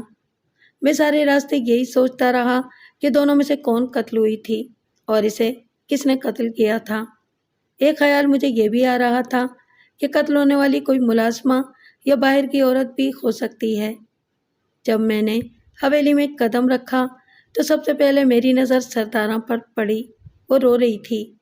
میں نے اسے نظر انداز کر دیا اور ASI کی طرف بڑھا جو چند سپاہیوں کے ہمراہ مجھ سے پہلے وہاں پہنچ چکا تھا۔ کیا خبر ہے؟ میں نے پوچھا۔ کون قتل ہوا ہے؟ ستارہ، اس کی لاش خوابگاہ میں پڑی ہے۔ میاں قادر بخش بیٹھک میں سر پکڑے بیٹھا تھا۔ مجھے ستارہ کے قتل کی خبر سن کر صدمہ ہوا۔ وہ ذہین اور دلیر لڑکی تھی۔ اس کی لاش خوابگاہ میں قالین پر پڑی تھی اور چادر سے ڈھکی ہوئی تھی۔ اس کے آس پاس خون پھیلا ہوا تھا۔ میں نے چادر ہٹا کر اس کا جائزہ لیا۔ اس کے جسم پر 2 گولیوں کے نشان تھے۔ ایک گولی سینے پر لگی تھی اور ایک پیٹ پر۔ چہرے پر دہشت کے آثار تھے اور آنکھیں معمول سے زیادہ کھلی ہوئی تھیں۔ واضح طور پر وہ قاتل کو دیکھ کر دہشت زدہ ہو گئی تھی۔ گھر والوں کا کہنا ہے کہ قاتل اس طرف سے آیا تھا۔ ASI نے کھلے ہوئے بغلی دروازے کی طرف اشارہ کیا اور واردات کے بعد دیوار پھاند کر بھاگ گیا تھا۔ میرے ذہن نے فوراً اس امکان کو مسترد کر دیا کیونکہ ستارہ اس علاقے میں نئی تھی اور وہاں اس کا کوئی دشمن نہیں تھا۔ دوسری بات یہ تھی کہ قاتل کو یہ کیسے معلوم ہوا کہ وہ کس کمرے میں ٹھہری ہوئی تھی۔ یہ بات صرف گھر کے افراد ہی جانتے تھے۔ گھر والے اس دروازے کے بارے میں کیا کہتے ہیں؟ میں نے پوچھا۔ ان کا کہنا ہے کہ قتل کے بعد یہ دروازہ کھلا ہوا تھا۔ میں نے ASI کو جائے واردات کا نقشہ تیار کرنے کے لیے کہا اور بیٹھک میں پہنچ گیا۔ میاں قادر نے میری طرف دیکھ کر دھیمی آواز میں کچھ کہا اور دوبارہ سر جھکا لیا۔ اس کے قریبی صوفے پر ایک ریوالور اور ہولسٹر رکھا تھا۔ میں نے ریوالور اٹھا کر اس کی نال کو سونگھا۔ اس میں سے بارود کی بو آ رہی تھی۔ ریوالور کا مزید معائنہ کرنے پر معلوم ہوا کہ اس کی 4 گولیاں چلی ہوئی تھیں۔ میاں صاحب، یہ کیا کیا آپ نے؟ میں نے پوچھا اور ریوالور کو ہولسٹر میں ڈال کر قریب کھڑے سپاہی کو دے دیا۔ میاں قادر نے گہرا سانس لیا اور سر اٹھا کر میری طرف دیکھنے لگا۔ یہ میرا ریوالور ہے ملک صاحب، اس نے کہا۔ اسے آپ کہاں لے جا رہے ہیں؟ میاں صاحب، یہ آلہ قتل ہے۔ آپ نے جو کچھ کیا اچھا نہیں کیا۔ وہ ایک جھٹکے سے کھڑا ہو گیا۔ آپ مجھ پر قتل کا شبہ کر رہے ہیں؟ یہ ریوالور آپ کا ہے اور اس کی 4 گولیاں چلی ہوئی ہیں۔ یہ گولیاں میں نے بھاگتے ہوئے قاتل پر چلائی تھیں۔ اگر آپ کے بیٹے حوالات میں نہ ہوتے تو میں آنکھیں بند کر کے آپ کی بات کا یقین کر لیتا۔ چھوڑیں اس بات کو، جو ہونا تھا وہ ہو چکا۔ میرا ریوالور واپس کرتے۔ میں نے ستارہ کو قتل نہیں کیا۔ آپ کے خیال میں ستارہ کا قاتل کون ہو سکتا ہے؟ میرا مطلب ہے کہ آپ کو کس پر شک ہے؟ ہو سکتا ہے کہ ستارہ کے کسی آشنا کو یہ بات معلوم ہو گئی ہو کہ وہ میرے ساتھ شادی کرنا چاہتی ہے، یا یہ بات میرے بیٹوں کو معلوم ہو گئی ہو اور انہوں نے اپنے کسی بدمعاش دوست کے ذریعے ستارہ کو قتل کروا دیا ہو۔ ویسے اس قتل میں سرداراں کا ہاتھ بھی ہو سکتا ہے۔ یہ سب دور از قیاس امکانات تھے۔ میں نے پوچھا، سرداراں واپس کب آئی ہے؟ آج صبح واپس آئی ہے۔ استاد اعظم اور سرداراں کی ماں بھی ساتھ آئی ہے۔ ستارہ کے قتل کے وقت یہ لوگ کہاں تھے؟ غالباً سروینٹ کوارٹر میں تھے۔ واردات کس طرح ہوئی؟ آپ اس وقت کہاں تھے؟ آپ سے تقریباً 1 گھنٹہ پہلے میں نے دھم کی آواز سنی۔ اس وقت میں اپنے کمرے میں بستر پر لیٹا ہوا تھا۔ مجھے یوں لگا کہ کوئی شخص دیوار پھاند کر اندر گھسا ہے۔ میں جلدی سے اٹھا، الماری سے اپنا ریوالور نکال کر باہر نکلا اور آواز بھی لگائی۔ اتنے میں مجھے چیخنے اور گولیاں چلنے کی آواز سنائی دی۔ میں نے 2 ہوائی فائر کیے اور احتیاط سے آگے بڑھا۔ وہاں ایک شخص دیوار پر چڑھ رہا تھا۔ اس نے سر پر ڈھاٹا باندھ رکھا تھا اور تگڑا جوان معلوم ہوتا تھا۔ میں نے اس کا نشانہ لے کر 2 فائر کیے مگر وہ بچ کر نکل گیا۔ دونوں گولیاں دیوار میں لگیں۔ آپ دیوار پر گولیوں کے نشانات دیکھ سکتے ہیں۔ 2 گولیاں ہوا میں اور 2 دیوار پر، میں نے پرخیال لہجے میں کہا اور دل میں سوچا، بیان تو اچھا ہے۔ ستارہ کو قتل کرنے کے بعد 2 فائر دیوار پر کر دیے۔ شاید آپ میرے بیان پر شک کر رہے ہیں، میاں قادر نے کہا۔ یقین کریں میں نے ستارہ کو قتل نہیں کیا۔ سردارہ کیوں واپس آئی ہے؟ میں نے پوچھا۔ اس نے قدرے تامل کرتے ہوئے جواب دیا، ستارہ کو ساتھ لے جانے کے لیے آئی ہوگی۔ دونوں ماں بیٹی صبح سے ستارہ کو سمجھا رہی تھیں، لیکن ستارہ تو ان کے ساتھ جانے پر تیار ہی نہیں تھی۔ میں نے کہا، اور آپ نے کہا تھا کہ آپ لڑکی کو کسی سنجیدہ کھلاڑی کے پلے باندھ دیں گے۔ یہ پکھیڑے والی بات تھی، لڑکی میری جان کو۔ وہ اچانک چپ ہو گیا اور بات بدلتے ہوئے بولا، میں نے سوچا کہ مجھے پرائے پھٹے میں ٹانگ اڑانے کی کیا ضرورت ہے؟ ٹانگ تو آپ اچھی خاصی اڑا چکے تھے۔ میں نے کہا، آپ نے ستارہ کو یہ بات کب بتائی کہ آپ کا اس سے شادی کرنے کا کوئی ارادہ نہیں ہے؟ کل صبح۔ اور یہ سن کر وہ آپ کی جان کو آ گئی؟ ایسی کوئی بات نہیں تھی میاں صاحب۔ آپ کا کہنا ہے کہ قاتل کے کودنے کی آواز سن کر آپ نے ریوالور نکالا اور باہر پہنچ گئے۔ اس کام میں زیادہ سے زیادہ 1 منٹ لگا ہوگا۔ اتنے مختصر وقت میں قاتل اپنا کام مکمل کر کے کیسے فرار ہو گیا؟ میرا تو خیال یہ ہے کہ اس نے اندر گھستے ہی ستارہ کے کمرے کا دروازہ کھٹکھٹایا اور دروازہ کھلتے ہی 2 فائر کر کے واپس بھاگ گیا۔ غالباً ستارہ نے یہ سوچ کر دروازہ کھول دیا ہوگا کہ باہر کوئی گھر کا آدمی ہے۔ آپ کی بات سے یہ نتیجہ نکلتا ہے کہ قاتل کو 3 باتوں کا پیشگی علم تھا۔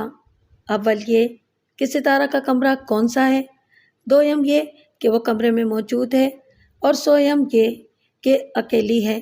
کیا آپ بتا سکتے ہیں کہ یہ سب کچھ ایک باہر کے آدمی کو کیسے معلوم ہو گیا؟ میں کیا کہہ سکتا ہوں، کسی گھر کے بھیدی نے اسے یہ باتیں بتائی ہوں گی۔ میں نے اس کو دوسرے کمرے میں بھیج دیا اور سردارہ اور اس کے ساتھیوں کو بیٹھک میں بلا لیا۔ سردارہ کی ماں کا نام قبولہ بی بی تھا۔ وہ 60-62 سال کی ہوشیار عورت معلوم ہوتی تھی۔ میں نے سردارہ سے پوچھا، سردارہ یہ سب کچھ کیسے ہوا؟ ستارہ کو کس نے قتل کیا ہے؟ مجھے اسی بات کا ڈر تھا سرکار، سردارہ نے جواب دیا۔ ستارہ بڑی ہوشیار بنتی تھی مگر اصل میں نادان تھی۔ اگر وہ ہماری بات مان لیتی تو اپنی جان سے نہ جاتی۔ اس کی آواز بھر آ گئی۔ وہ دوپٹے سے آنسو پونچھتے ہوئے بولی، ہائے میری سونی بہن، ان ساہوکاروں پر کبھی بھروسہ نہیں کرنا چاہیے۔ تمہارا مطلب ہے کہ اسے میاں قادر بخش نے قتل کر دیا ہے؟ اور کس نے کرنا تھا؟ جواب قبولہ بی بی نے دیا۔ میں نے استاد اعظم کی طرف اشارہ کرتے ہوئے کہا، جب قتل ہوا یہ کہاں تھا؟ یہ تو ادھر ہمارے ساتھ بیٹھا ہوا تھا، ادھر نوکروں کے کوٹھے میں۔ اس بیچارے کو تو پستول پکڑنا بھی نہیں آتا۔ یہ تو تم کہتی ہو نا کہ یہ ادھر بیٹھا ہوا تھا، میں نے قدرے دھمکی آمیز لہجے میں کہا۔ ہو سکتا ہے کہ یہ اپنا کام ختم کر کے ادھر آ گیا ہو۔ نہیں جناب، استاد اعظم نے ہاتھ جوڑے، میں تو ایک چڑیا کا بچہ بھی نہیں مار سکتا، میرے اندر اتنی ہمت ہی نہیں ہے۔ اور ستارہ تو میری شاگرد تھی اور مجھے اپنی بیٹیوں کی طرح پیاری تھی۔ تم لوگ دوبارہ ادھر کیوں آئے؟ کیا ستارہ نے تمہارے ساتھ جانے سے انکار نہیں کر دیا تھا؟ ہمیں میاں صاحب کا پیغام ملا تھا کہ آ کر ستارہ کو لے جاؤ۔ یہ نئی بات تھی، میاں قادر بخش نے یہ بات نہیں بتائی تھی۔ میاں صاحب ستارہ کو شادی کا فریب دے کر اپنا الو سیدھا کرتے رہے۔ کل جب انہوں نے شادی سے انکار کر دیا تو ستارہ غصے سے پاگل ہو گئی۔ اس نے میاں صاحب سے جھگڑا کیا اور انہیں بدنام کرنے کی دھمکی دی۔ اس نے کہا تھا کہ وہ سارے محلے کو ان کے کرتوت بتا کر جائے گی۔ آج بھی دونوں میں جھگڑا ہوا تھا، استاد اعظم نے کہا۔ بڑا شور مچا تھا۔ میاں صاحب نے ستارہ کو قتل کی دھمکی بھی دی تھی۔ اگر یہ سب باتیں سچی تھیں تو کیس بہت واضح تھا۔ جس وقت ستارہ کا قتل ہوا اس وقت تم لوگ کہاں تھے؟ ہم لوگ سرونٹ کوارٹر میں تھے، سردارہ نے جواب دیا۔ گولیاں چلنے کی آواز سن کر پہلے تو ہم نے ڈر کے مارے دروازہ بند کر لیا، لیکن جب خاموشی ہو گئی تو ہم جلدی سے کوٹھی میں پہنچ گئے۔ وہاں ظہور علی کی بیوی زرینہ اپنے دونوں بچوں سمیت چیخ رہی تھی۔ ملازمہ اللہ رکھی اسے تسلیاں دے رہی تھی۔ پھر میاں صاحب پستول ہاتھ میں پکڑے ہوئے ادھر آئے اور بتایا کہ ستارہ کو کسی نے قتل کر دیا ہے۔ میں تو اسی وقت سمجھ گئی تھی کہ قتل انہوں نے خود کیا ہے۔ میں نے ان تینوں کو واپس بھیج کر زرینہ کو بیٹھک میں بلا لیا۔ اللہ رکھی نامی ملازمہ بھی اس کے ساتھ تھی۔ دونوں کے چہرے سہمے ہوئے تھے۔ زرینہ بی بی، تمہارے بچے کہاں ہیں؟ میں نے پوچھا۔ دونوں سو رہے ہیں جی، اس نے جواب دیا، بڑی مشکل سے سوئے ہیں۔ جس وقت ستارہ قتل ہوئی اس وقت تم کہاں تھیں؟ میں تھوڑی دیر پہلے بستر پر لیٹی تھی اور بچوں کو کہانی سنا رہی تھی۔ اللہ رکھی دروازے کھڑکیاں بند کر رہی تھی۔ پھر اچانک گولیاں چلنے کی آواز آئی، ساتھ ہی چیخ کی آواز بھی سنائی تھی۔ میں یہ سمجھی کہ چور ڈاکو کوٹھی میں گھس آئے ہیں۔ تھوڑی دیر بعد میاں جی ہمارے پاس آئے اور بتایا کہ کسی نے ستارہ کو قتل کر دیا ہے۔ مجھے تو بالکل یقین نہیں آیا۔ پھر سردارہ اور اس کی ماں بھی اندر آ گئیں۔ کیا میاں صاحب کے ہاتھ میں کوئی ہتھیار بھی تھا؟ ہاں جی، انہوں نے ہاتھ میں ریوالور پکڑا ہوا تھا۔ کیا تم نے کسی چور وغیرہ کو دیکھا تھا یا کوئی آواز سنی تھی؟ میں نے کسی کو نہیں دیکھا اور نہ ہی کوئی آواز سنی تھی۔ میاں صاحب کا ستارہ سے جھگڑا کس بات پر ہوا تھا؟ زرینہ نے کنکیوں سے ملازمہ کی طرف دیکھا، پھر بولی، ان کی کوئی آپس کی بات تھی۔ شادی کی بات تھی، میں نے قدرے سخت لہجے میں کہا۔ میاں صاحب نے ستارہ کو شادی کا چکر دیا تھا اور کل لال جھنڈی دکھا دی تھی۔ اس بات پر دونوں میں جھگڑا ہوا تھا۔ وہ پاگل لڑکی میاں صاحب کی جائیداد پر قبضہ کرنا چاہتی تھی، اللہ رکھی نے کہا۔ لیکن میاں صاحب اتنے سیدھے نہیں ہیں، میں نے زرینہ سے پوچھا۔ جھگڑا شادی کی بات پر ہوا تھا نا؟ ہاں جی، کچھ ایسی ہی بات تھی، زرینہ نے تأمل کرتے ہوئے جواب دیا۔ ستارہ کوٹھی سے نکلنے پر تیار نہیں تھی۔ سردارہ کو میاں صاحب نے پیغام بھجوایا تھا۔ جی، یہی سنا ہے، پکا تو پتہ نہیں۔ میاں صاحب نے ستارہ کو دھمکی بھی دی تھی؟ پہلے ستارہ نے دھمکی دی تھی، پھر میاں جی نے بھی دھمکی دی۔ ہائے ہائے، سب کچھ بتائے جا رہی ہیں، اللہ رکھی نے کہا۔ میاں صاحب نے منع بھی کیا تھا۔ اس سیدھی سادی عورت نے میاں قادر کا ایک اور پول کھول دیا تھا۔ میں نے کہا، اللہ رکھی، یہ باتیں مجھے پہلے ہی معلوم ہے، پھر بھی ہمیں مالک کا حکم ماننا چاہیے جی۔ میں نے زرینہ سے کہا، میاں صاحب دوسری شادی کرنا چاہتے تھے، میں نے سنا ہے کہ انہوں نے کہیں بات بھی پکی کر رکھی تھی، تمہیں تو یہ بات معلوم ہی ہوگی۔ اس نے قدرے تامل کے بعد کہا، ایک بیوہ عورت سے کچھ بات چیت ہوئی تھی، لیکن جب ان لوگوں کو ستارہ کے بارے میں پتہ چلا تو وہ پیچھے ہٹ گئے۔ اس بیوہ عورت کا نام کیا ہے؟ آمنہ نام ہے، اچھے کھاتے پیتے لوگ ہیں، میاں جی کو سوچ سمجھ کر قدم اٹھانا چاہیے تھا، ایسی باتیں چھپی تھوڑا ہی رہتی ہیں۔ یہ آمنہ کی عمر کیا ہے؟ زیادہ عمر نہیں ہے، زیادہ سے زیادہ 40 سال کی ہوگی، بڑی خوبصورت اور سلیقے والی عورت ہے۔ میں نے انہیں واپس بھیج دیا اور دوبارہ میاں قادر بخش کو بلا لیا۔ ملک صاحب، یقین کریں، یہ معاملہ ایسے نہیں ہے جیسے آپ سمجھ رہے ہیں۔ اس نے آتے ہی کہا، اگر آپ کو روپے پیسے کی ضرورت ہو تو مجھے بتائیں، لیکن بڑھاپے میں میری مٹی پلیت نہ کریں۔ میاں صاحب، بات صرف میرے سمجھنے کی نہیں ہے، میں واقعات اور شہادتوں کی بنیاد پر کوئی نتیجہ اخذ کروں گا، لیکن آپ نے چند باتیں چھپا کر اپنی پوزیشن اور خراب کر لی ہے۔ کون سی باتیں؟ کیا آپ نے سرداروں کو آدمی بھیج کر بلوایا تھا؟ یہ تو پوزیشن خراب کرنے والی بات نہیں ہے۔ پوزیشن خراب کرنے والی بات یہ ہے کہ ستارہ آپ کے گلے کا ہار بنتی جا رہی تھی اور آپ اس سے چھٹکارا پانا چاہتے تھے۔ دوسری بات، آپ نے جھگڑے کی چھپائی۔ آپ کا ستارہ سے جھگڑا ہوا تھا اور آپ نے اس کو قتل کی دھمکی دی تھی۔ میں نے دھمکی نہیں دی تھی، غصے میں کوئی بات منہ سے نکل گئی ہوگی۔ ملک صاحب، میری بات پر یقین کریں، میں نے ستارہ کو قتل نہیں کیا۔ ستارہ نے آپ کو بدنام کرنے کی دھمکی دی تھی اور آپ یہ خطرہ مول نہیں لے سکتے تھے کیونکہ آپ دوسری شادی کرنا چاہتے ہیں۔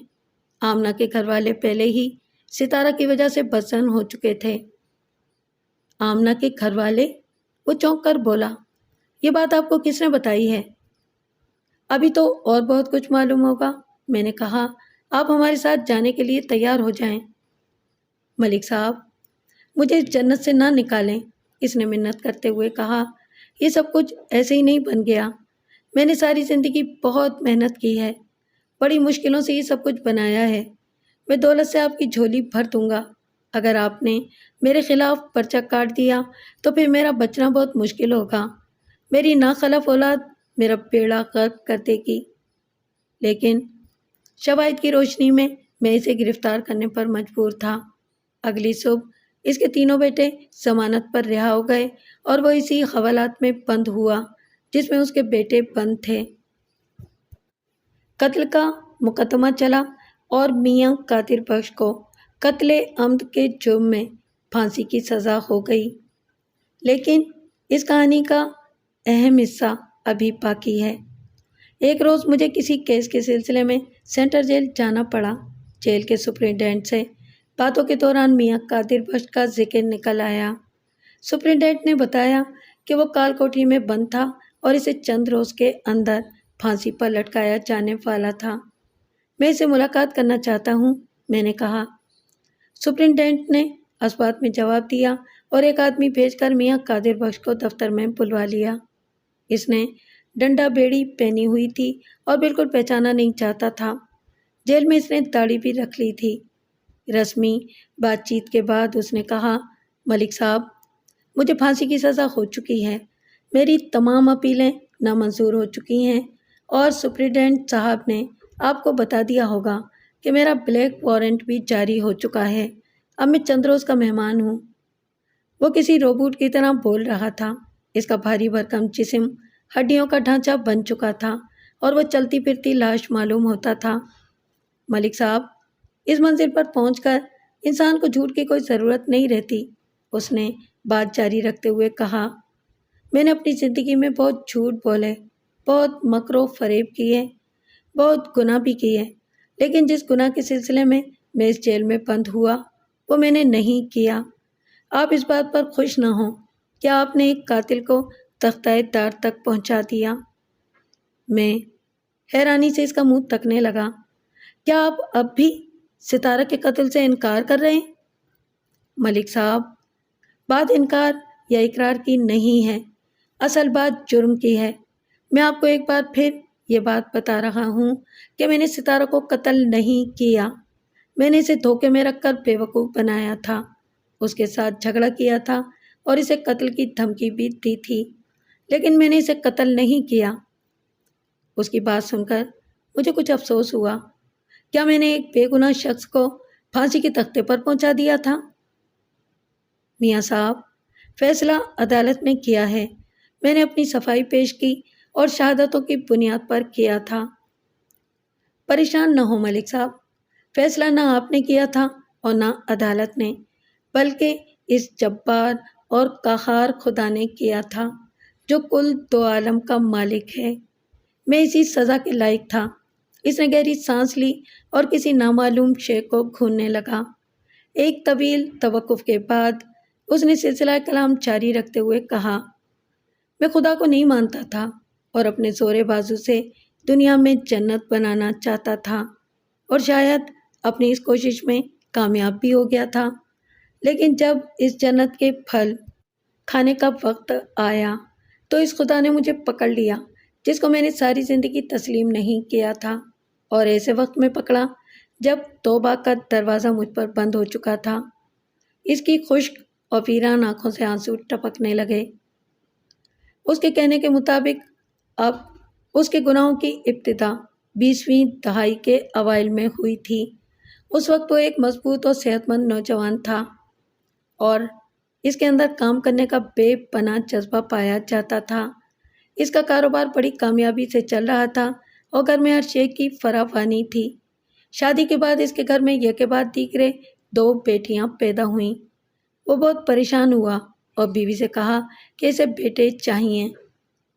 بیٹے چاہیے تو میں کیا کروں؟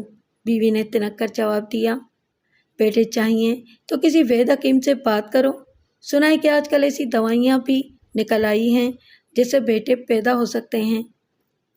میاں قادر بخش نے بتایا کہ وہ 5-6 سال تک حکیموں کی دوائیاں کھاتا رہا مگر کچھ فائدہ ہوا اور نہ اس عرصے میں اس کے گھر کوئی اولاد ہوئی۔ اس کے گھر میں ایک نوجوان مولوی اس کی بچیوں کو سپارہ پڑھانے آتا تھا اور خدا رسول کی باتیں بہت کرتا تھا۔ ایک دن میاں قادر بخش نے مولوی سے اپنے الٹے سیدھے خیالات کا اظہار کیا اور بولا، یار مجھے تو خدا نے صرف بیٹیاں ہی دی ہیں، بیٹے کے لیے کوشش شروع کی تو اولاد ہی نہیں ہوئی۔ میاں صاحب اللہ سے دعا کریں، انشاءاللہ آپ کے گھر بھی بیٹا ضرور ہوگا، مولوی صاحب نے کہا۔ میاں قادر بخش کچھ دیر سوچتا رہا اور پھر کہا کہ مولوی تیری دعائیں تو ضرور قبول ہوں گی کیونکہ تو نماز پڑھتا ہے، روزے رکھتا ہے۔ پھر اپنی جیب سے کچھ سکے نکال کر اسے دیتے ہوئے کہا کہ تو میری طرف سے خدا سے دعا کر، اگر میرا بیٹا ہو گیا تو میں تجھے اور پیسے دوں گا۔ مولوی نے پیسے رکھ لیے اور دعا کرنے کا وعدہ کیا۔ چند ماہ گزرنے کے بعد میاں قادر بخش نے مولوی سے دعا کی قبولیت کے بارے میں پوچھنا شروع کر دیا۔ مولوی اسے انتظار کرنے کی تلقین کرتے ہوئے کہتا، خدا کے گھر میں دیر ہے اندھیر نہیں، بیٹا ضرور ہوگا۔ اس دوران میں وہ میاں قادر بخش کو مائل با کرم دیکھ کر مالی فوائد بھی حاصل کرتا رہا۔ انتظار کرتے کرتے 1 سال گزر گیا۔